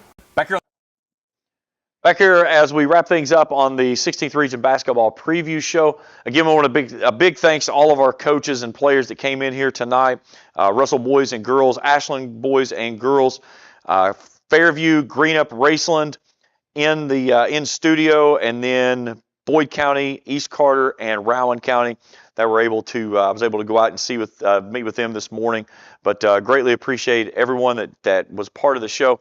A couple of teams that were not able to make it in due to some sickness. Scott Hacken in Lewis County, have some family issues with there, but we certainly sent our best thoughts out with he and his family there. Coach Webb had a sick kid that he had to take care of this evening as well. So Wes Carter was not in the house. That was the reason they were supposed to come. Reese Griffith actually texted me late this afternoon. They got 3 kids that just come down with strep throat. So we greatly understand. We had Greenup County girls that were scheduled as well. They've had a head coaching change in the last couple of days, so some shuffling things going on down in Lloyd there on the girls' side of things. But that's the reason. If you didn't see some of your local teams here that you thought should have been here, that was the reason why. But I got a big thanks that I got to send shout-outs to. First off, my producer tonight, Jeff Irwin. He did everything behind the scenes that you see that everything's going on there, but greatly appreciative of him. Ben Spicer made up all those highlight clips that you saw that we had from the teams as we ran through. And, of course, all of our great sponsors, Clark's Pump and Shops, Stoll's Pharmacy, First and People's Bank, JD Flooring, River Cities Builders, A&A Porta Potties, Primary Plus, Bluegrass Federal Credit Union, Papa John's Pizza of Grayson and Flatwoods, and Kentucky Farmers Bank. So that's going to wrap it up for our coverage. Again, be looking over on our website. We're going to have those schedules posted for upcoming games that we will be having on both Kool Hits Sports Network as well as on Kool TV. We've got a lot of games coming up that we'll have the coverage for you. Beginning this coming Monday night after Thanksgiving, the high school hoop season gets going for good, and it's going to be a fun time. So if you haven't done so, hit that like button. Give us a subscribe if you haven't subscribed to our channel, and be looking for more great content coming from the Kool Hits Sports Network. For Ben Spicer and Jeff Irwin, everyone here at the Kool Hits Sports Network, I'm James Carr saying thank you for watching in. Happy Thanksgiving, and we'll see you again on the Kool Hits Sports Network. Good night, everyone. Thank you for tuning in to the 16th Region Basketball Preview Show live on the Kool Hits Sports Network.